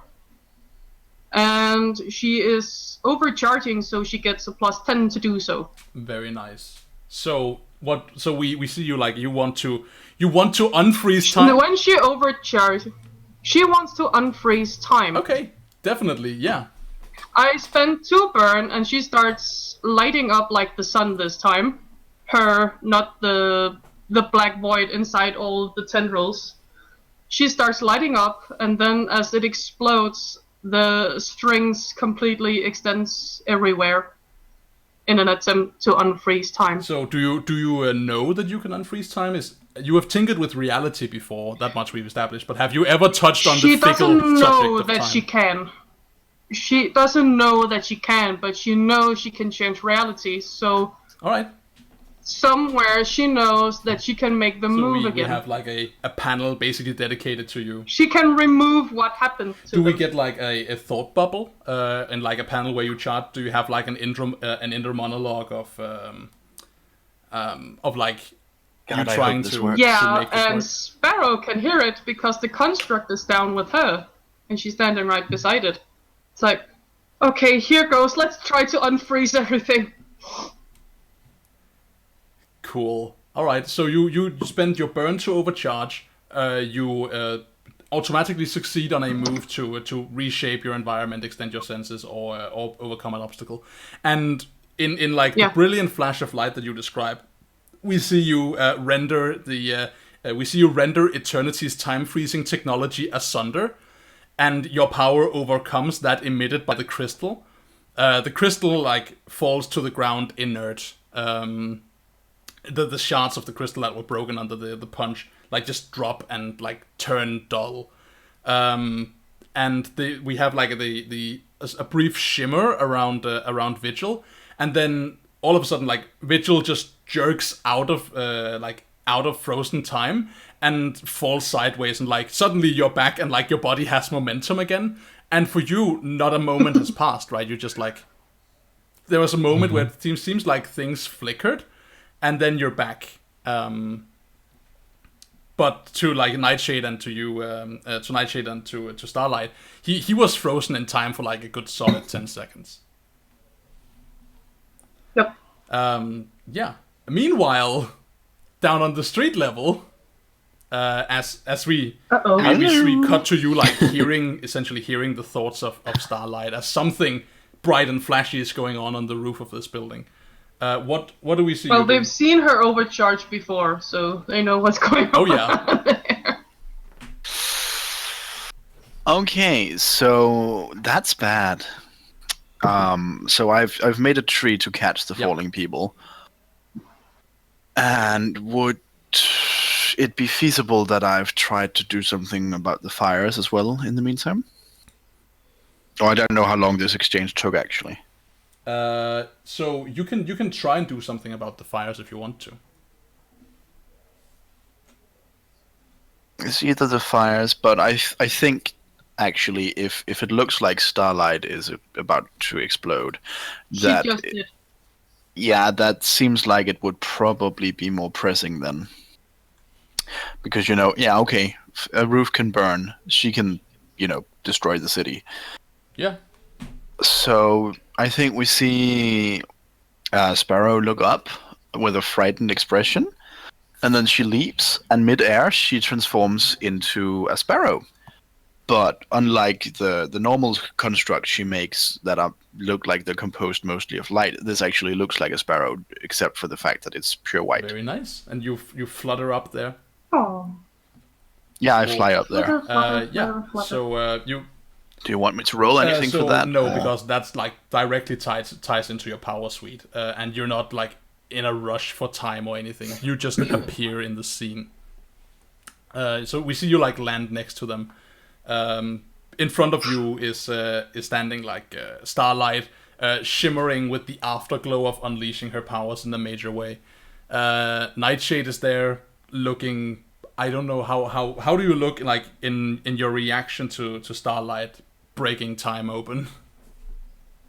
I'm looking a little concerned because this kind of might fall under our contingency plan for something like that. What do you mean? I might possibly have to knock you out. Okay, so you're looking worried. I'm fine. I'm fine. I didn't lose control. But yeah, I'm definitely looking nervous and worried, glancing It at looks like Starlight. she has it under control for once. And Alright. you see At least she's cheering right now. It worked. you see Vigil gaining his footing on the other end of the roof, and close to him, nearby him, is the form of Eternity, crumbled on the roof of the building, and his weapons lie in disarray. He's spent most of his gadgetry. He's bleeding from a hole in his stomach. And That wasn't me. He gasps hard for a couple of moments, and then he just lifts his arms above his head, and he's like, I surrender, please. Just get me out of here. Good choice. I fly over there. And as I do, I think vines start sprouting around him to contain him, and also to press against his wound so it doesn't bleed Very out. nice. I suppose Vigil at the Finn at this moment, when he was standing just in front of Eternity, just before all the vines started showing up, there was a flicker of a sword in his hand, just looking at him, but a flicker, but once the vines start coming out, the sword disappears, and he's going to back to check on the Starlight. Yeah, so He's checking on Starlight. So describe what that looks like. So we have a couple of panels of we see White Sparrow cleaning up house, and in the meantime you walk back to the burning section of the roof, and check up on Starlight. What does that look like? Do we get an exchange? Well, Starlight's outfit is more or less dead because she overcharged. Yeah, but Oops. She's holy. Just to put a very bad pun into it. Otherwise, she is cheering because it worked. Then she realizes, oh fuck, the fucking roof is on fire. Maybe we should do something about that. But before you realize that, do we get an exchange? Do you say something to Starlight as you run over to check up on her? I don't know, because I was frozen in time, because then I don't exactly know that I didn't see her unleash. I just see her lying on the ground. You see the aftermath? Yeah, I see just the aftermath. It's it's probably a little bit not confused. I didn't see you unleashed before, I think. Or did I? You have seen her unleashed before. He'll just probably run up check up if he has exchange. What the exchange would be like? Yeah, Genji, Nightshade sheathes his sword and looks to both Vigil and Starlight and is like, "Are both of you okay?" I'm fine. Are you? She looks at Vigil. You smashed that thingy and you got frozen. He's like, yep, of course, yes. Mm-hmm. He just trying to deflect off him. Do you buy just that? No. No. He was frozen. She starts going around him scanning. Is he hurt? I mean, he looks weathered, but it doesn't seem like the problem is a little bit blood on him, but just. Yeah, well, the basic thing, she just unleashed her powers to, unfreeze him. She could have completely made a mess of his insides. His atomic structure seems to be presentable. But the question is, of course, he's obviously deflecting, right? That's the point. You would tell me if I heard you right. He probably would be hurt me? No. No, that's not. I'm She not. crosses not her hands and starts tapping her foot. So what are you? Nightshade turns to and looks at Vigil, and then looks back at Starlight. And is like, he said he's fine. I'm sure he's fine. He's deflecting a hell lot. I'm like just fire around. Let's deal with that. Azan, there's fire everywhere! Oh fuck, shit, yeah, fire! She turns around. Yeah, you have a moment that then gets like immediately interrupted as you notice. Yeah, the roof's on fire. We don't need no water. What else? It's like, yeah, but fire! Don't look at me! Fire! Oh shit, fire! What- Fire! Yeah, what Vigil is trying to do, just because he doesn't have like that kind of superpower, he just basically he'll run down the inside of the building and just grab the nearest with his super speed and grab the nearest a fire extinguisher, one or two, just to come back. Very nice. But we have an entire other roof on fire. Right, too. so roll to unleash your powers. Well, one thing at a Roll to time. unleash your powers. We'll see if you do that. Okay. I'll deal with the other roof if. Yeah, well, Starlight's gotta go over there and see if she can stop the fire. Oops. I look out for Susan. Yes. Wonderful. So there's a miss there. So Oh I think no. I know exactly what how we see this. So you you run down the building and you get hold of some we see you buzzing around the inside of the building looking for a fire extinguisher, and you wind up in a stairwell and you notice there's a fire extinguisher there. You punch it out of the side compartment, you grab it, and you come rushing back up the side of the building with 2 fire extinguishers. And as you arrive, we have a panel of your friends all of them just standing there, inactive, looking at you, where you probably expected them to do something. And instead of a fire, there's just a smoke slowly rising, and the fire is completely blown out. And descending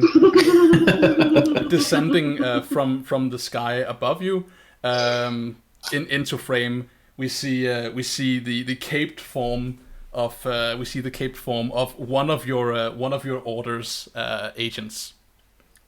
One of the members of Vigil. Uh-oh. His reaction is immediately like, Yeah, he face palms with the fire extinguisher. Metallic clunk. exactly. And you guys you just notice this guy essentially wearing a different version of your Vigil's costume. Descend from the sky. Definitely a super of some kind, able to fly. Descend from the sky and just blow the fire out. Well, that's mightily kind of him. I sent him a smile. Yeah, I think also him. the other Yeah, roof? the other roof too. He turns around and does the same. He blows and you see the wind change and twist and just blow the fire out on the roof, down on the other end of the street. And yeah, as Vigil comes out, he turns around and he smiles back to you, Sparrow. And then as your compatriot joins you with 2 now useless fire extinguishers, he cocks a wry smile from beneath his mask. And I think so. Tell me, Vigil, what's the name of this dude? He's a member of your order. He's a super. What's his name? Bob. The fabulous gorilla. Bob. Bob the pink gorilla.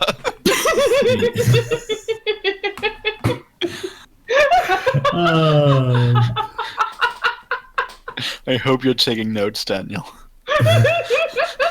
I have taken note that Bob the pig gorilla needs to arrive at some point. Basically, gorilla. This will be our gorilla ground. Will it be? He can't help it, but everything he touches turns pink. Including his super suit. This guy. This This so guy beautiful. is called Frost. His name is Frost.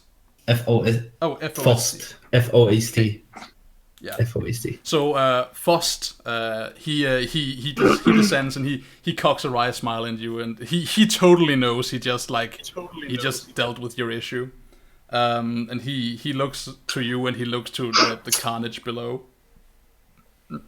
and he smiles towards you and says, "Well done. I think the grown-ups will handle it from here." Yes, I don't think we'll be needing those anymore, Vigil. Thank you. Well, Starlight slowly powers down so she looks like a normal human. Normal-ish. I'm just putting down the like slowly those fire extinguishers. Like, oh, Fost as usual. Too late. Too late, you say? I guess I could do with Yes, that's what I guess said. it would be prudent to keep a closer eye on you. What with this kind of collateral, he says, gesturing to the city. Yeah, it just doesn't do. It's unseeming for our order to deal in this kind of slipshod work. And he's At the mention of collateral, Starlight makes a face, but because, well, the fire she made has just been turned out, so she looks down the building and realizes the hole in the wall. Yeah, the hole in the wall is still there. The building has stabilized under the effect of a psychic tree that has grown on the side of it. And then she quickly looks over at Sparrow with a "Was that made?" face. But yeah, like he's trying to stoke your fire. What did you say, Rasmus? Sparrow just gives just kind of sorry kind of smile back, not because she's sorry, but because she's sorry that you're going to feel bad when she reveals it. Yes, it was in fact you. Was it me that made the hole in the wall? I'm pretty sure it was, wasn't it? No, it wasn't. It was Finn and his fucking spear missing the guy. Oh, that's true. So the "I'm sorry" just makes her like, oh fuck. Oh, in that case, then she would know that, so she just shakes her head lightly. Yeah, so And then the sign of relief all over her face with a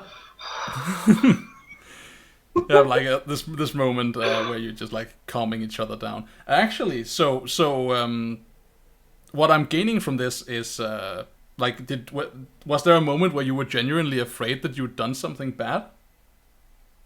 Yep. So yeah, in that case, She already has the condition yeah. afraid. So like, do you just shake your head at Starlight, or do you take a concerted effort to calm her down and be like, no, it's not, like, chill, it's okay,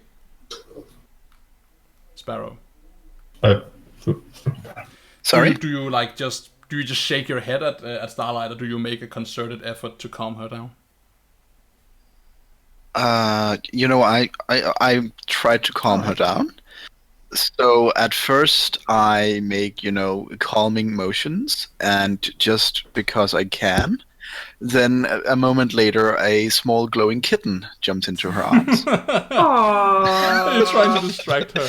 All right, yeah, okay. This is sweet in some respects. I kind of almost imagine that, step one in the stop Starlight from exploding procedure. is psychic cat therapy. Distraction. Yes. Right, so I'm distracting you. roll to comfort or support, because it sounds like that's what you're doing. mundane. That's mundane. Oh, cool. I was afraid I would have summoned a saber-toothed tiger or something. Or a mutilated face off. Here, a big kitten.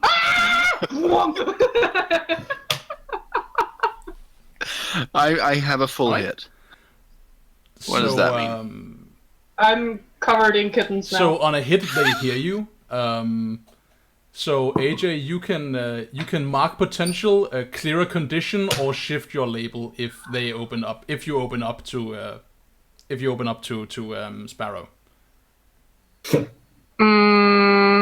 I could what? Mark potential, clear a condition, or shift your labels. And it seems to me, now you're free to pick what you want. It seems to me that flowing from the fiction, what Sparrow is trying to do is she's trying to calm you down and make you less afraid. Yeah, Yes. that's what I'm clearing. because she is opening up. Because what she says is, "Oh God!" For a second, I thought it was me again. And I can see And then on she a 10 grabs plus. the kitten. On a 10 plus, I can also add a You team can to indeed, the or pool. you can clear a condition. So I'll yourself. do that. Wonderful. I don't have one. Then you take a team.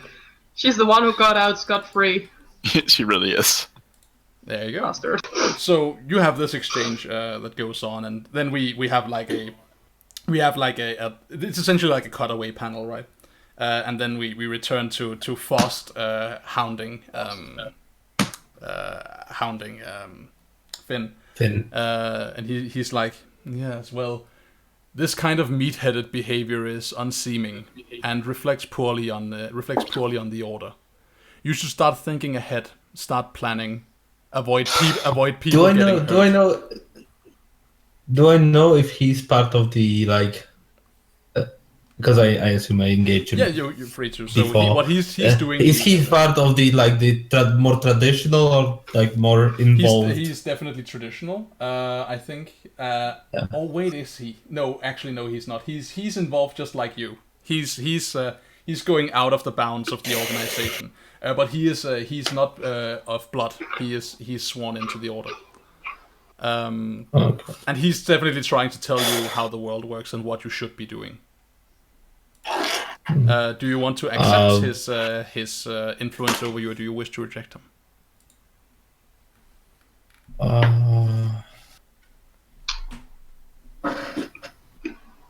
Reject him! Be a rebel! I think I mean, he's not. This is. Sorry. Go on, Brain.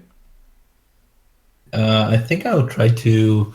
At this point, I am angry. I will try to reject him. Like I'm too angry to accept. Roll what he 2d6.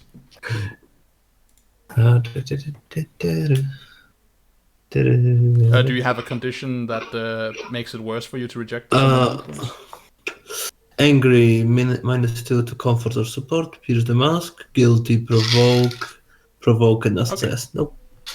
You're not insecure, so you don't have -2 to Okay. reject. What do we got there? We got so that's that's an 8. 8. Okay. Let's see.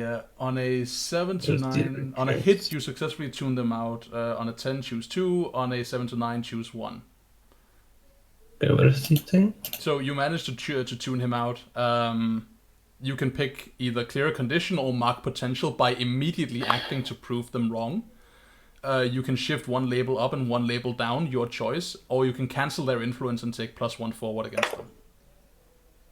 Okay, okay, where's that move? It's in the moves. You can find it under moves 2. Moves 2. Okay, so it's the understood mechanic conditions, playing condition, shifting labels with that. No, influence. You reject somebody's play. Okay, I can clear a condition or mark a potential by immediately acting to prove them wrong.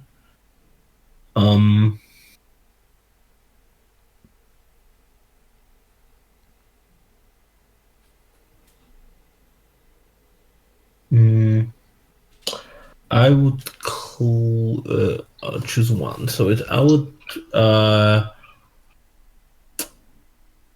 I would mark potential for that, and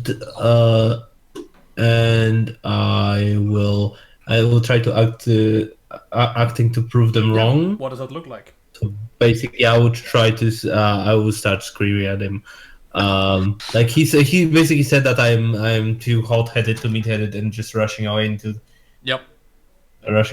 fight. And you rush into a fight with him. Yeah, and I would scream. I would scream. I would just let my anger take over me and just scream at him that and you like Elder Kambal in would like to sit on your glorified because he stops himself death because that's what he was trained. Sit away and do nothing. You're you're closer to the thing you're opposed that you know. So I want to interject here and say that if you want to act like immediately act to prove him wrong, that would be, in my opinion, you would have to display like that you don't like immediately rush into things hot-headedly, and that you are instead like capable of planning and like being calm and centered. So what you're doing now might lead up to it, but I don't think this is sufficient to like act to prove it wrong.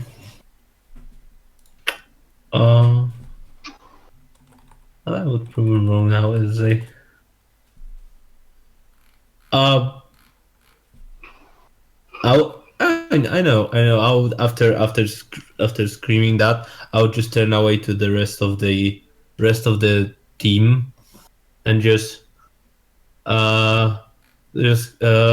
like, so come on, let's go down and let's go and help people down. Let's help people down there. Right. So you like you essentially like immediately shifting to start like not like fixing collateral, I suppose. Yeah, I can see that. So he can't really keep arguing with you, right? Because you're essentially being like, yeah, that's enough talk out of you. I have actual hero work to do and like clean up this mess. And yeah, I have a very big question for you.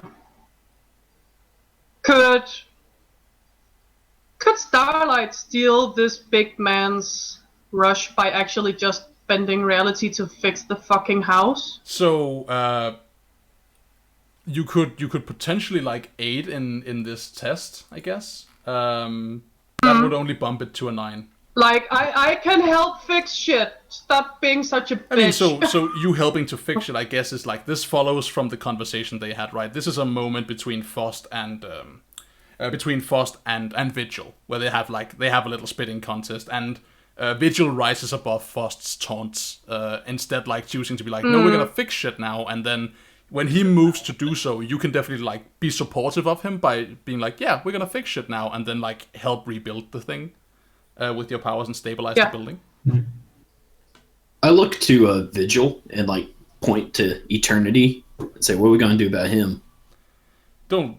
I'm just nodding, looking at Faust. Don't worry about that.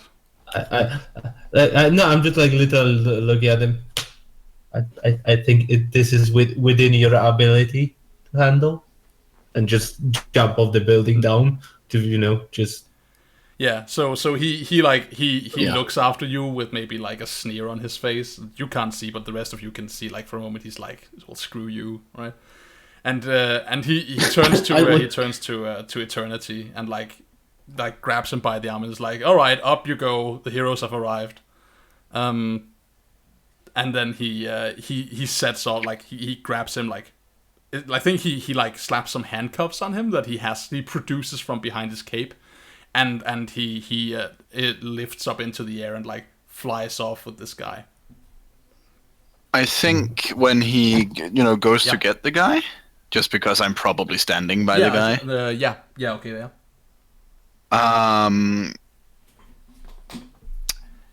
Sparrow will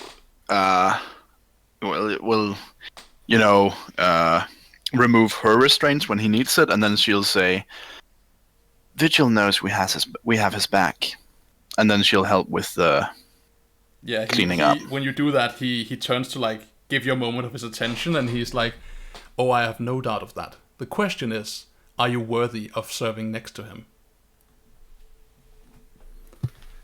Damn.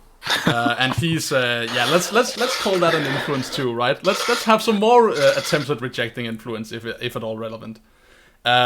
He's trying to shift down your savior and shift your freak up.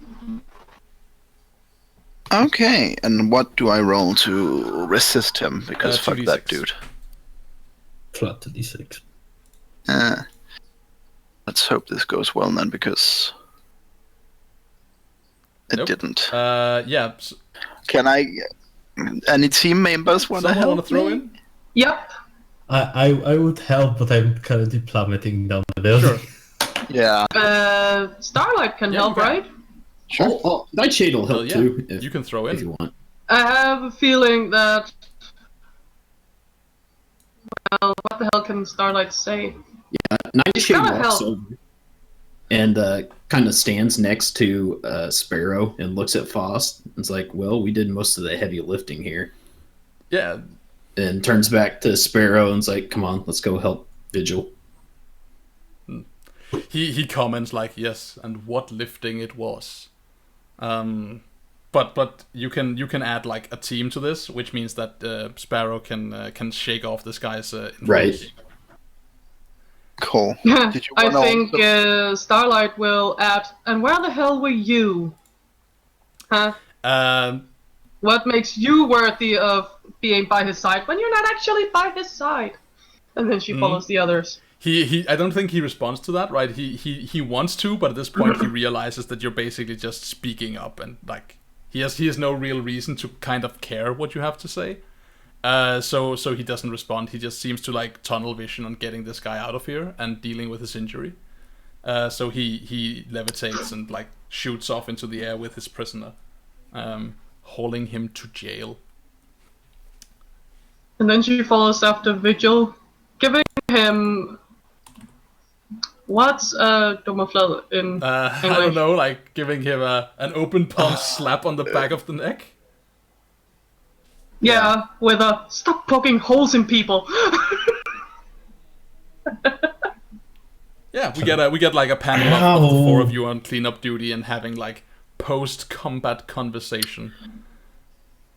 I think I'm basically during trying that. to up his savior instead of his fucking poking holes in people, and I also have influence over him. So I actually think so that we like establish that you help like clean up the worst stuff and stabilize buildings, make sure everything is all right before you leave, and then we have a panel of like construction crews and like people walking around. Scaffolds have been erected next to the building. It's obvious that this is like, and a couple of hours have now passed. Panel. I think actually during the Yep. cleanup, I think Sparrow would want to make sure that Nightshade's okay because he clearly, took a heavy blow and then had some issues. Yeah, so I think then what we see is we have that panel from before, only it maybe denotes not hours have passed, but some time has passed, and now people have arrived to do stuff. And we cut to you guys having a moment away from the fighting, away from people looking and pointing, where you just have like an isolated moment, seated on like the edge of a building in a different part of town, just the four of you and the mulling people below who have no clue you're there. And you can. Do we have a cup of coffee in Yeah, house? maybe like you have a cup of instant coffee from somewhere, and you have like a moment where you can like look to him and be like, "Are you actually okay, by the way?" From the backstairs. Oh, actually, we should resolve. Before we do that, before we skip to that scene, we should resolve the move that was made against Sparrow. That's true. So you choose one of Sparrow? He tried to exercise influence over you. He tried to shift your labels.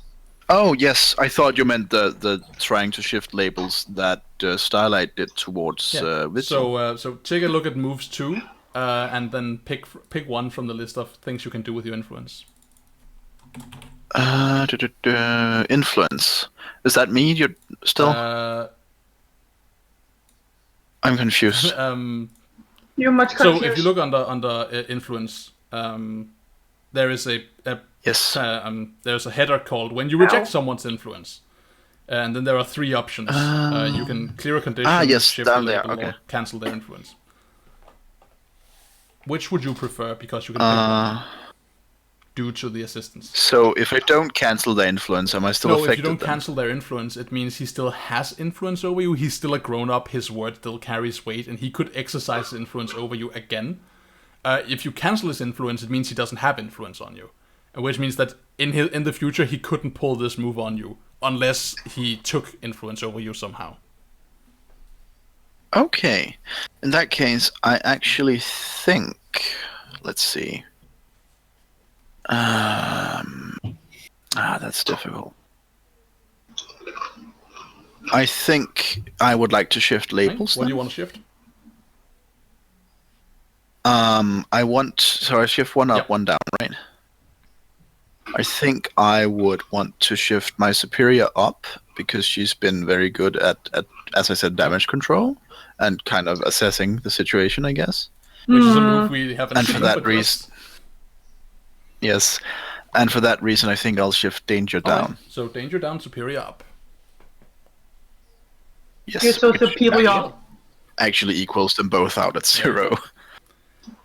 And so, with that resolved, we of course like cut in on the panel that we mentioned before, and you have this moment of uninterrupted peace. Yep. Question: Didn't Starlight try to actually to influence Vigil to shift his labels? Yes, I Oh, did. what did you try to do? Okay. But that's the...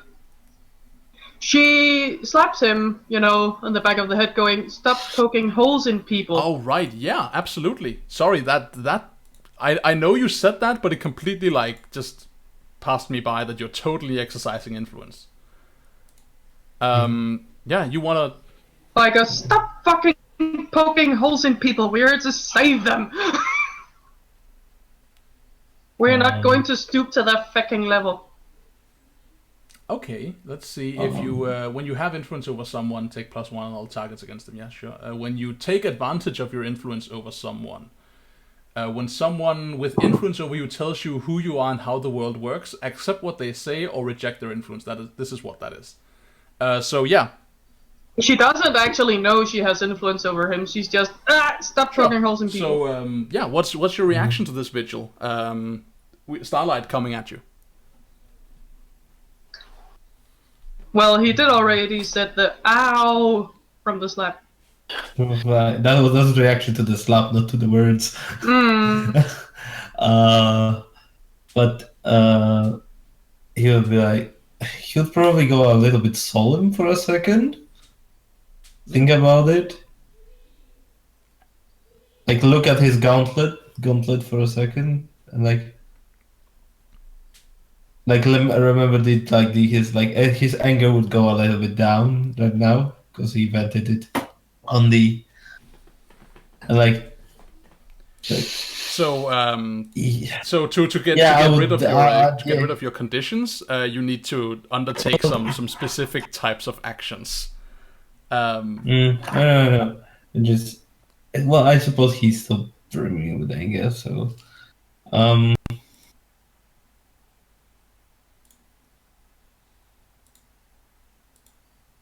yeah, I suppose if he's still angry and kind of guilty, so it's like he'll just turn around, like look her in the eyes and like I did what had to be done, and he tried to reject the influence. All right, you try to reject their influence. Yeah. Roll 2d6. Good. Yes. Wow! It even says, Well, "Oh dear." yeah. I don't want to say. I just filled my potential. Snake eyeing that roll like a boss. It's just like, "Oh dear." All right. So yeah, on a miss, their words hit you hard. Mark a condition, and I will adjust your labels. So I'm going to adjust your danger. So I'm gonna adjust your danger down. Well, will I now? AJ, could you please remind me of the exact words you spoke? Stop poking holes in people. We are here to save them, not hurt them. Right. Yeah, so definitely mark your take your danger down and take your savior up. What is the maximum that you can have? +4. 3. Plus Oh, 4. 4. Okay. No, it's only +3. I cannot bump it higher. In that case, if you can't bump it any higher, I think it's because you can only have a modifier of +4 on any roll if you get a bonus, right? So you can have a maximum of +3 on anything, and then you can get a bonus to it, and that will give you +4 on any given check. So in this case, because you're trying to bump his savior and take down his danger, is what I'm hearing, you inflict 2 conditions. Uh-oh. Oh my Jesus. Well, And his savior drops down to 2, doesn't it? His savior goes up and his danger drops down. Well, if you try and bump one that's maxed, doesn't it drop it down and you take a condition? Does it drop down? I thought that's what happened. I think in place of doing doesn't make any sense. doing that, I think you mark a condition. Let's see. It might be that that we just retcon this. If it turns out that it's supposed to be played a different way, then next time I'll be like, so last time when we did this, I totally misplayed and. Yeah. But for now, I think you take a condition in place of having your labels adjusted. Okay. So what does that look like? What labels do you actually have right now? What your conditions do you have? What conditions? I was angry and guilty, and I suppose he will become insecure and hopeless. Yeah. Hopeless? I like hopeless or afraid? No, hopeless. You know what? Actually, I don't think hopeless. Because she wants to like push you in a direction where she's like, you need to do this, right? Work towards this great heroic goal. What you become is afraid that you've hurt someone, like that you become scared of like the actions that you took, that you could have hurt the people in that building, right? If they hadn't been caught, they would have been asphalt pizzas. And you have a moment where you Also, you could have murdered Eternal. So take insecure and afraid. You're not doing particularly fine right now. Can I just I suppose like he would either. I'm wondering how he would react to suddenly all those feels that he's feeling. So let me tell you something about this game. You can clear conditions by doing stuff. And one of the things you could do, not saying you must because I'm not playing your character, one of the things you could do is you could shout something very hurtful at Starlight, and in doing so attempt to clear your angry, but you would be, hurting your teammate. He could be frustrated enough to do that. You could also try to clear the other conditions with different but equally unpalatable acts. Like run. Well, he does. He does sort of have a very good comeback. Well, you keep hurting people even if you don't want to. Can they clear 2 by shouting something hurtful and running away before they can respond? Yes, you absolutely can. Would you like to do that? I think you All right, would. let's get a little pinch of that, shall we? What do you say to Starlight before you dart off? Let me think about it.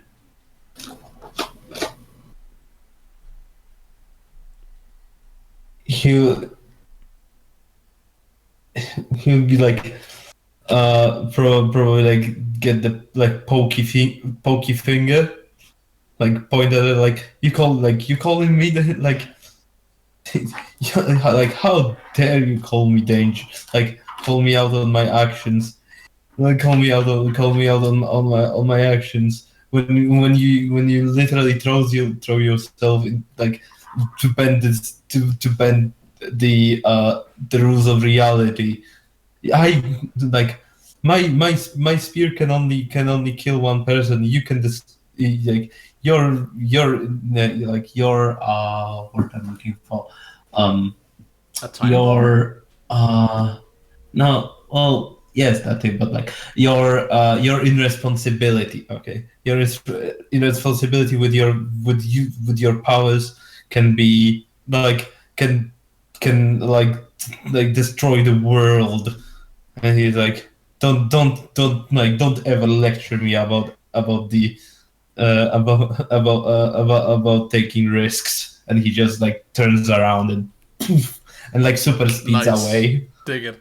So are you trying to exercise influence, or are you trying to provoke before you leave? Either way, you're being very careful.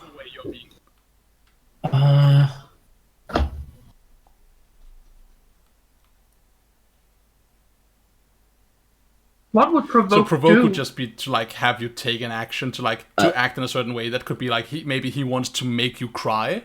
That could be a thing. It could also be like he wants you to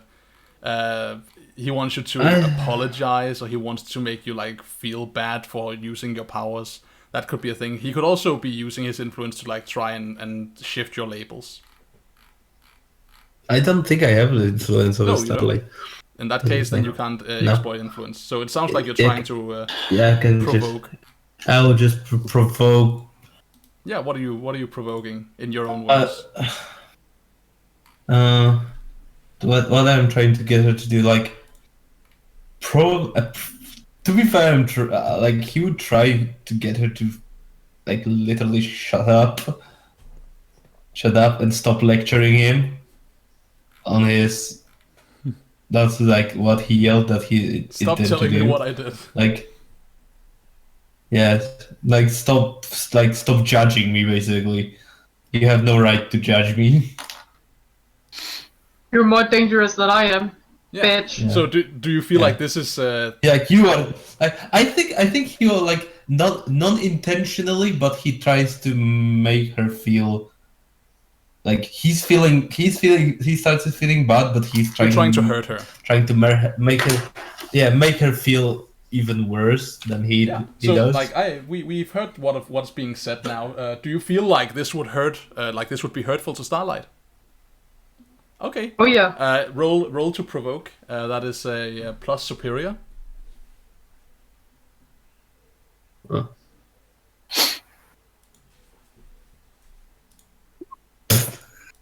I'm the best at this. Wow. I'm the best. Such Very provoke. nice. What do I do if I exceeded my potential?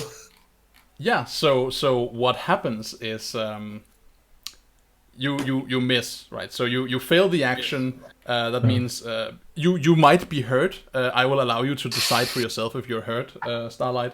But like his provocation is not what does it. It might be that like you just find that it's hurtful that he would even say that, right? But it's not the fact that he's baiting you that's hurtful.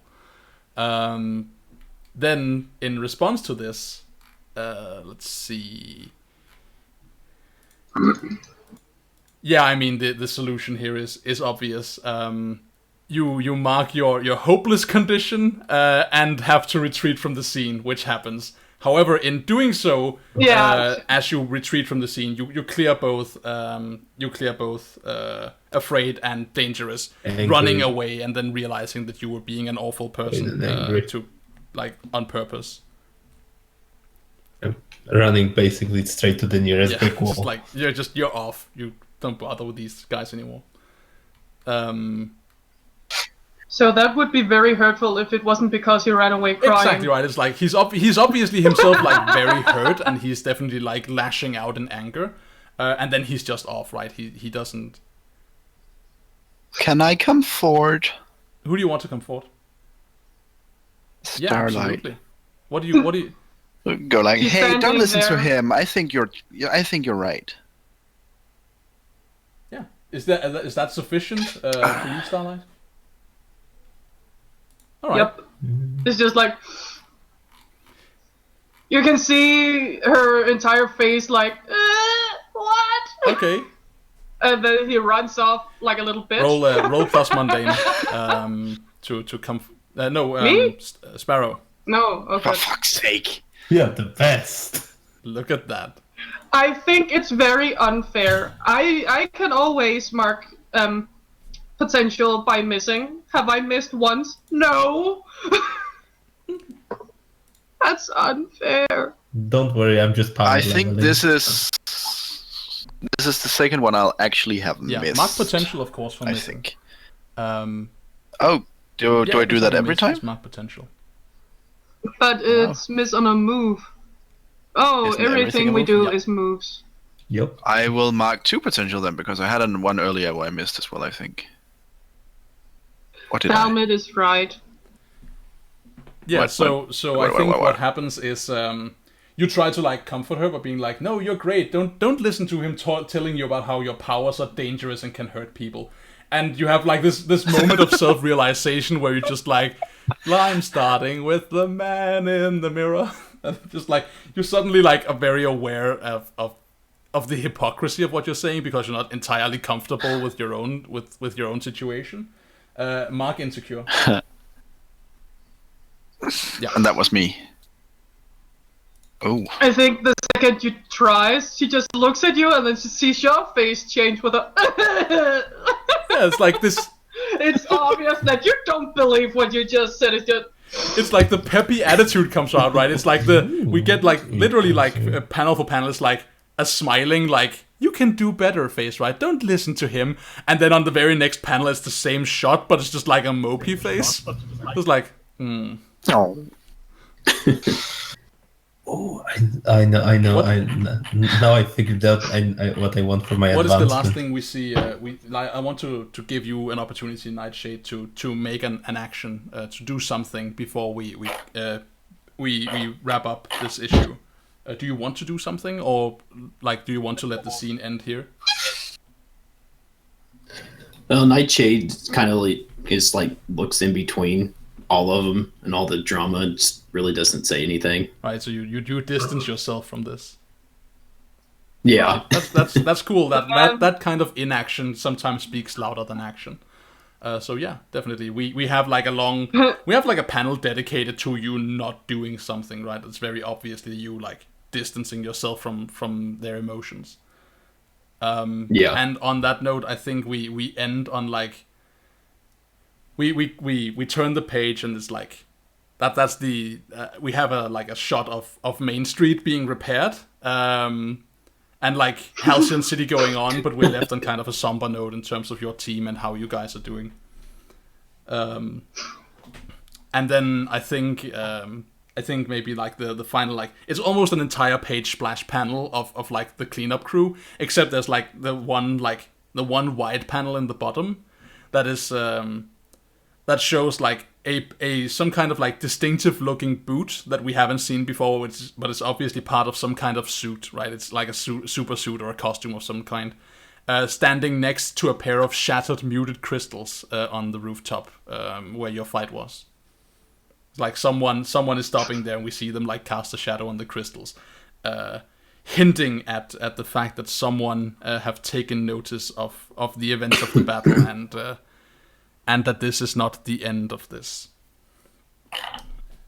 But I found out I can stop the fucking crystals. Take that, you bastards! And with that, we round off this episode. And our first issue of Masks. So. Yeah, bitch. That's fun. Yeah, bitch. I can make your fucking crystals innate. Does that mean you should ask me if I feel like I moved towards completing my doom? Indeed, it means I should ask you a sort of question, yeah. So what I should ask you, let's see, about that.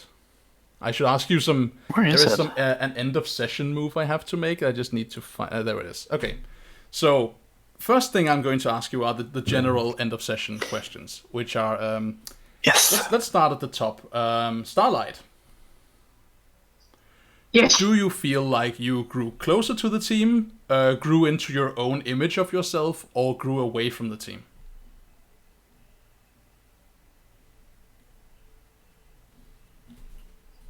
The team as being everyone, or the team as being one person? Like it could be just like you could grow away from the team because you did not like what one person did, but it could also be that you grew closer to the team because whatever reason you want to put in there. It's more about how you feel Starlight is overall in terms of gelling with the team after this. She feels closer to some, but further away from Mr. Running Away. Okay. Who do you feel closer to? Mr. Finn is in the doghouse right now. Yeah, who do you feel closer to? Basically. Who made you feel welcome?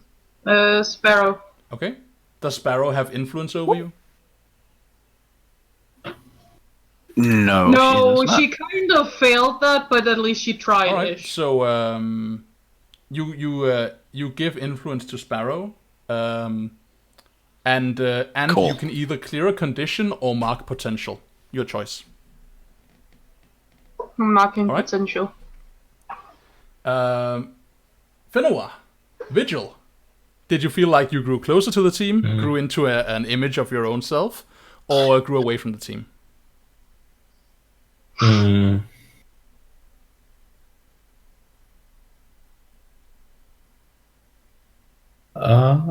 I think I actually grow into an own image of Right? myself. Explain how you see yourself now and why. Like he sees himself as a person that like he does things that need to be done. Right. His that he actually like yeah, he does things that need to be done, and and he kind of like, and that maybe that distance him like moves him more into his into his into his more into his legacy, and furthers him away from the like the Yeah. the world, the rest of the world. I get what you're saying. That totally makes sense. You're playing into that. All right. Shift one label up, another down. Shift danger up and mundane down. You Nightshade. dingoes. Did you grow close to the team? Grow into an image, your own image of yourself, or grow away from the team? I think Nightshade kind of grew closer with the team. He kind of protected them and had Vigil's back whenever Faust was berating him. Yeah, I'm. And Vigil did save his bacon, so. Yeah, even though he almost tripped over his own feet doing it. I'm perfectly okay with that, and I'm not contesting it. I want to make you aware of the fact that you did end the issue on you disinvolving yourself. True. Yeah. Just to give you an in if you wanted to take the other option. But I am perfectly in tune with you taking Crew closer to the team. Well, he could just have taken the distance with, I shouldn't really say something here because that could just make it worse. Yeah, that's definitely right. Right. That's kind of how I was It's being feeling. like politely uninvolved, not being disinterested. Right. Yeah, it's just, I'm not gonna say anything because they're all my friends. And Yeah, definitely. Yeah, not taking a side in this. All right, so explain what made you feel welcome. You did. Give influence to the character who made you feel welcome. I think it was Vigil, but I think he already has influence. All right. I think Clear a condition or mark potential. I'll go ahead and clear my angry. All right, very good. And last but certainly not least, White Sparrow. Did you grow closer to the team, grow into your own image of yourself, or grow away from the team? I think Sparrow grew into her own image in that she's a savior. Right. Yeah, you played to the thing you hold to be true about yourself. Yeah. Yeah. She's a good Shift girl. one label up and another label down. Well, I don't want to shift any of them Well, down you right must. now. If you wish to stick with What this. to I think it's very true, but... You know what? Just because I'll shift savior up. Yeah, so it goes to 3. What to shift down then? I'll shift danger down. Right. It's about saving people, not about hurting the villains. Yeah. My danger is now as -1. I believe I should probably But get you it have up like again. the ultimate martyr stat or what? Yeah, I have a savior of Yeah. 3. Very, Such very a good savvy. girl. So Right, savvy. very nice. Well, so does Vigil have. Indeed.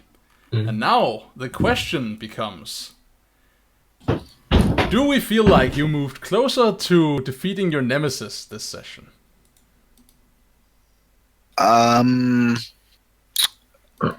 No. Yeah, I mean, I didn't give you that much of an angle for that. I'll admit that.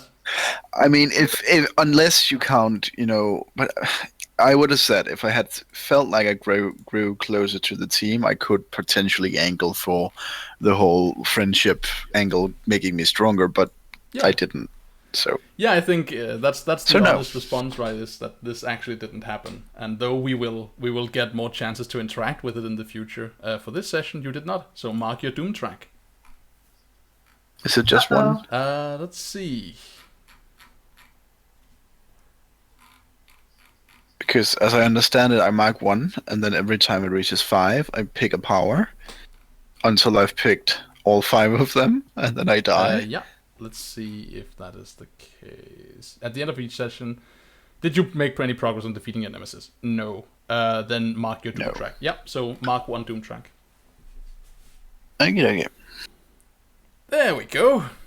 That's rather unfortunate. All right, so that is it for this session, as far as I'm aware. I'll be doing some rereading of the book, like listening to the session, and make sure that if something needs retconning, we will do so at the top of the next session. Thank you guys so very much for joining me for this game. I think Mask is an amazingly fun game.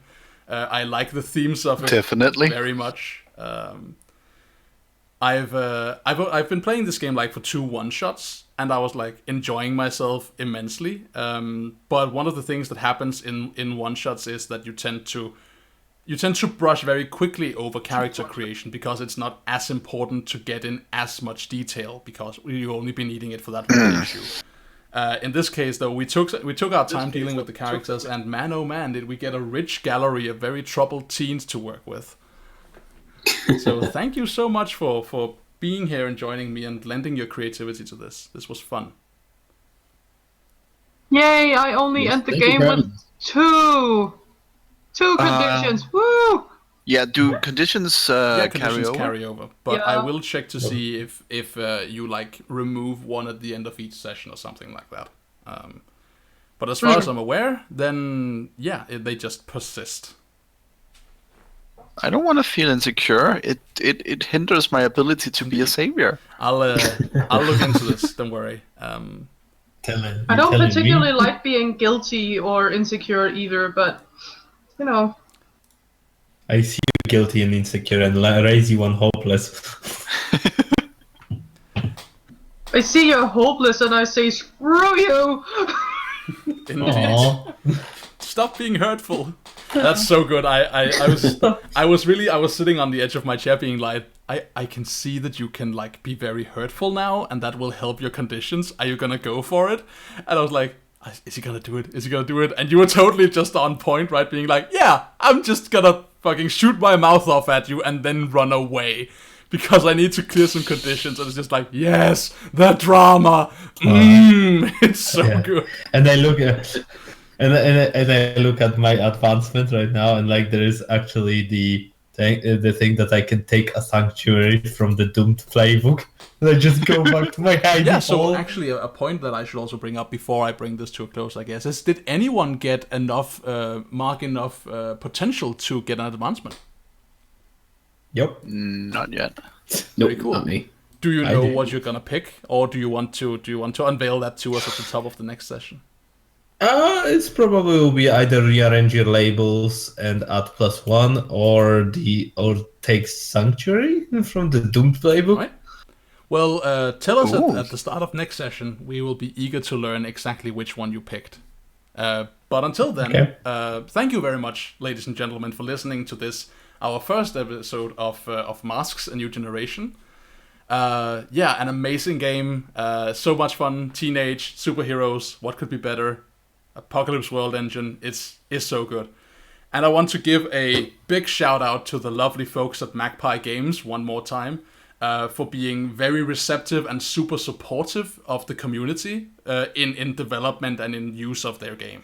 Those guys are just completely awesome. And you should definitely go and check out their games and what else they've got going. Even more Mask stuff will be arriving for us in the near future. So keep a lookout for that. And until then, this has been all from us. This is CharismaToAC, and we'll be back with more role-playing in the future. Until then, bye! Bye. Bye.